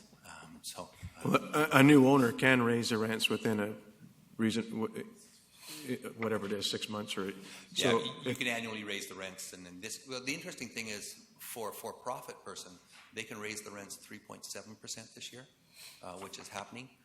A nonprofit like us are restricted to about 1.2%. Thank you. So you're wishing for an 80% reduction of the 39,000 or 40,000, or are you wishing for? Is that what you're asking? We would need property tax relief. We would need 100% property tax relief. So you're wishing for it to go from 39,029 to? Let me explain this. So, because it says 80%. I'm just trying to make. Sorry, I'm not trying to be difficult at all. I'm sure it was my writing that did this. Perhaps I'll put it this way. A commercial enterprise would pay $39,000 a year in property taxes. As a nonprofit affordable housing is in a different class. And so it would, the mere ownership of Pacifica would have it drop from 39 to, I think it was 32, 31. So from 39 to 31? Yeah. So it's an $8,000 reduction essentially. So that just happens automatically. What we're looking for is property tax reduction of $31,000. I just wanted so you had the full idea and the full weight of how much of an exemption would cost. Thank you. If I may follow that up again, then earlier in your report, the Curtin and Nanaimo rent per month, et cetera, city center, $811, with a range $725 to $900 and so on. So the reason for my question was, will the beneficiaries be the 45 people that are inhabiting the venue now? How much is their rent going to go down? If we're going to give a $40,000 permissive tax exemption on the premise that affordable housing is not affordable in that location, so we want to the benefit of those people or the people that may live there, how much will their rent go down on a monthly basis? On average, the monthly rents will go down each unit by about $75 per month immediately, but also they don't get the 3.7% increase that happens every year. It gets tied to what's known as the 2016 rates. So it's an ongoing in perpetuity low. So their rent will go down about $900 per year. Yeah. You said multiply 75 that by per month? 45. That's the in essence. Okay, thank you. Mr. McRae, you're on the speakers list. Oh, I'm sorry, Mr. Mema, you're on the speakers list. Yes, Your Worship. So I hadn't read this, but I'm familiar with the request. The advice to council would be to provide a letter of comfort which is not equivalent to a pre-approval of a tax exemption. Those are two separate things. All it simply does is to say tax exemptions are provided to organizations that meet this criteria. And if at the time that the organization is ready, they would submit the application, and this is the criteria that they would be subject to. And they would have to demonstrate to the other party that they indeed are intending to meet this criteria. That's all I wanted to share with Council. Thank you. Exactly. Thank you. If I were entering into this, though, a letter of comfort that you can apply for next year certainly wouldn't fulfill your requirements with BC Housing that you have tax exemption in perpetuity. Well, and I guess I should probably rephrase that. Each year, mayor and council has to pass the bylaw that allows for property tax exemption. So, it's not in perpetuity. What it is each year you have to apply, each year you have to qualify. Every 3? Well, that sort of shortens up the administrative process. That's great. Is for 3 years. Yes. Thank you for that. Ultimately, what it does, the comfort is it says Pacifica Housing fits the criteria. We have a regular criteria, and we'll give it fair consideration as we fairly consider every other before us. That, I believe, gives the comfort to BC Housing to say, listen, unless there's an unusual circumstances, it's most likely that they will be able to be successful. That lowers their level of risk. They're prepared to take that risk and loan the money and grant the money, and we can move forward on this. Thank you. Councillor Hong. Thank you. 2 questions actually I want to follow up. First, does Pacifica and Uplands get a PTE? I think so, by the nature of it being a supportive housing facility. So you don't pay property tax on that? That's correct. Okay, because I just wanted to verify I'll check that and get back to you for sure. Yeah, because on number 5 in your bullet points, it says where you said please list all the grants received from the city of Nanaimo. You don't list Uplands as a facility that gets a PTE. So wanted to point that out. A question I do have, though. Excuse me. I kind of explained this. Yeah. The building's actually owned by BC Housing. So if they would get the property tax exemption if they're exempt. That's why I don't know the answer. Okay. So I apologize for that. Oh, so this building, you're going to own it? We would own it. Okay, got it. Okay, and then the next question, kind of on similar to what Councillor Bestwick's motion with the people that are there now. So if I made $50,000 a year and I live there right now, does that mean you're going to kick me out? No. Because it's affordable housing. If I make $100,000 a year and I choose to live there, but if you own it as affordable housing area, I'm going to get kicked out because I don't meet the criteria? That's the question. Residential Tenancy Act doesn't allow us to do that. Would I still get a discount?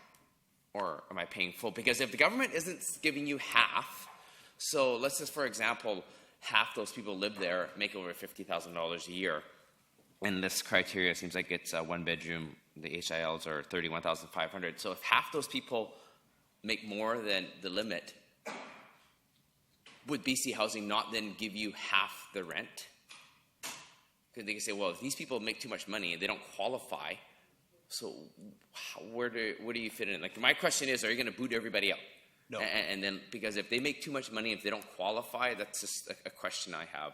Yeah. Is something, I don't know if you know the answer, but it was something I would like staff to look at too. So, under the Residential Tenancy Act, you can't evict people because of that. Yeah, I get that, but how do you guys get funding, though, if you can't kick the people out? Oh, okay. What happens is the income from the rent service all of the expenses plus the mortgage. But if you're not getting the 50% matching from BC Housing, so where I'm at right now is I support low-income housing, and I support this, but if those people that make the money get to stay and pay whatever they're paying right now, even though it's $900, say $900 or $1,000, and 90% of those people don't meet this criteria. So all those people stay. We've given you a tax exemption for something that you're not really helping the poor people with. So that's, if everybody understands my dilemma. So you're saying, how do you ensure that the people with the right level of income are able to receive the benefit that's frankly being conferred by the city of Nanaimo? Yeah, and especially when you can't kick out the people that are making $50,000 or $31,500 plus.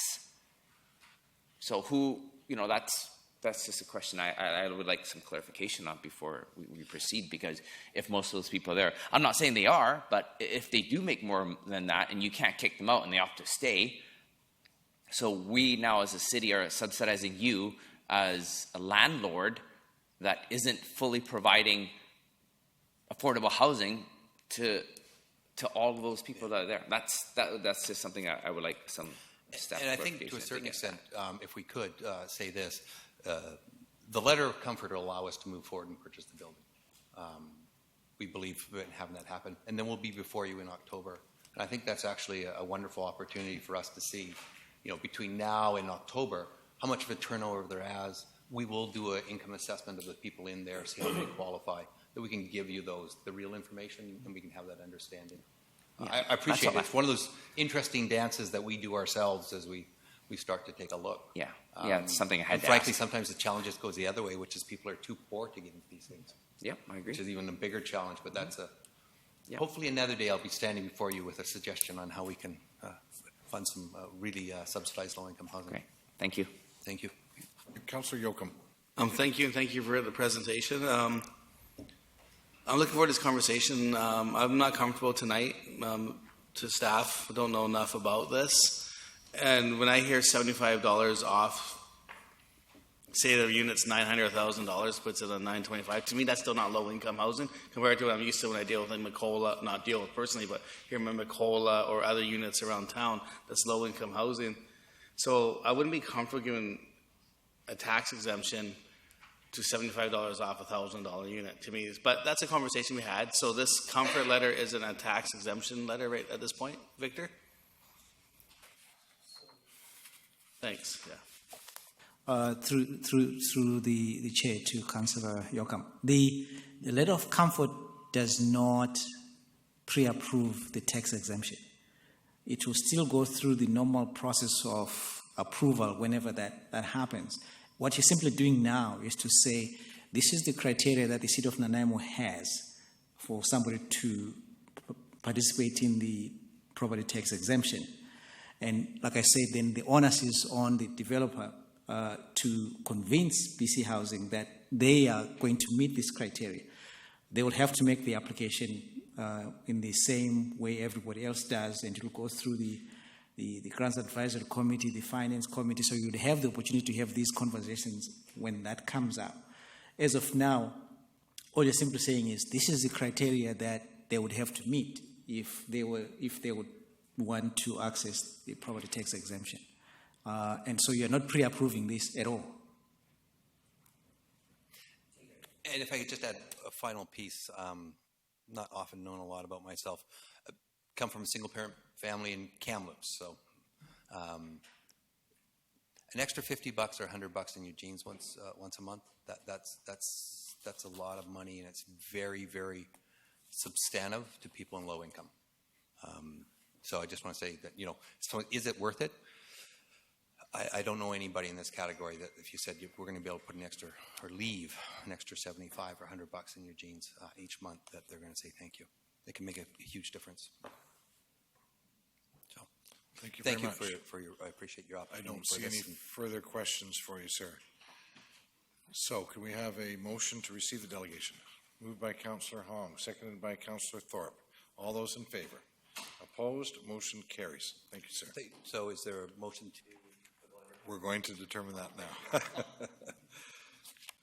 So, the delegation, in a very presumptuous manner, has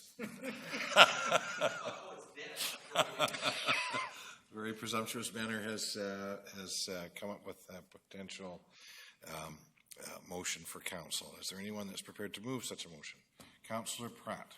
I'll move that that council provide a letter of comfort to Pacifica Housing so that they can move forward with the purchase of 275 Nicholl Street.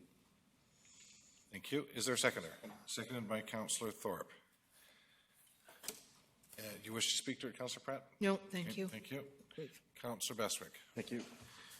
Should this be successful, is this locked in then on the assumption that the purchase takes place for 3 years? Or is it, so I understand that we approve the PTEs on an annual basis, but is every item in the PTE approved independent of the new ones or the old ones or the remaining ones? That's question number one. And we just approved the provisional budget 15 minutes ago. We just approved the provisional budget, and now we're reducing our provisional budget that we just approved. We're not? So that 40 grand is going to stay in the budget then, even if we approve to give the permissive tax exemption? Mr. Mema. Through the chair to Councillor Bestwick, what you are doing through the letter of comfort is not according or providing a property tax exemption at all. What you're simply doing is to say this is the criteria that the organization will be subject to if and when they apply for this. They will take the letter, go to BC Housing and say, this is what we're trying to do. We believe that it meets this. If this goes through in time for the next year, because the property tax exemptions for 2017 are all already done, so there's no impact to the 2017 budget. If they're coming forward for 2018, they'll have to be in front of you, in front of the Grants Advisory Committee, September, October, August to do that. Ms. Sammer? Thanks. I would be more comfortable with a motion that was that the City of Nanaimo provide a letter of comfort regarding the PTE criteria for the City of Nanaimo, not tying it so that they may purchase. It's just in the wording of the motion that was tabled, because I don't want the letter of comfort be tied to their ability to purchase. I think the intent is to demonstrate that they would qualify or could qualify for the PTE. Thank you. Councillor Hong. Thank you. I could support the amended motion. I can support it too. Depends on when we amend it or not, because like I said, I think we can just get them moving along if they're interested in buying it. It doesn't mean we're going to guarantee them anything if they can meet. We have the criteria, it's laid out. If they think they can meet it, then they have the right, like everybody else, to apply. So this is just giving them a letter saying that they can apply, but I don't see why they need it, considering all the information for a PTE is on our website, but I have no problem giving that letter. Ms. Gurry. Thank you, Your Worship. I was just going to say that Ms. Samra's comments were what I took from the motion because of what Mr. Memo was saying earlier. So I was going to go with that if that's what Councillor Pratt and Councillor thought. Okay, thank you. No objection by the mover. Thank you. So no, or the seconder. Very good. Thank you. All right, going to call a question. All those in favor? Opposed? Motion carries. Thank you. Councillor Thorpe? Thank you, Your Worship. I apologize. I was out of the room earlier when you went over correspondence, and I received a piece of written correspondence, paper correspondence, and I assume other councillors did as well, and I would like to see it on a future agenda, and I'm referring to a letter from Mr. Wally Wells regarding Canada 150.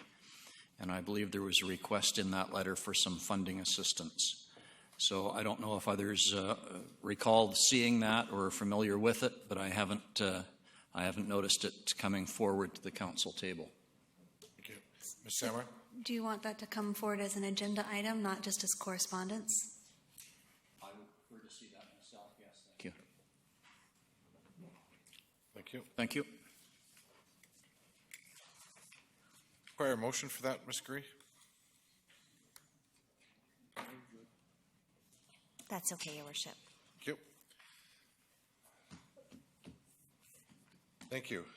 Next item, question period. Agenda items only. Motion to adjourn. Seeing that, procedural motion to to go back and resume our in-camera. So we have to adjourn this meeting. That's right, adjourn the meeting and move and go in-camera. No, Your Worship, actually, you were right the second time. We're just going to reconvene our in-camera. Reconvene. We'll adjourn the meeting after the in-camera. All right, okay, thank you. All those in favor? Opposed? Motion carries. Sure, what?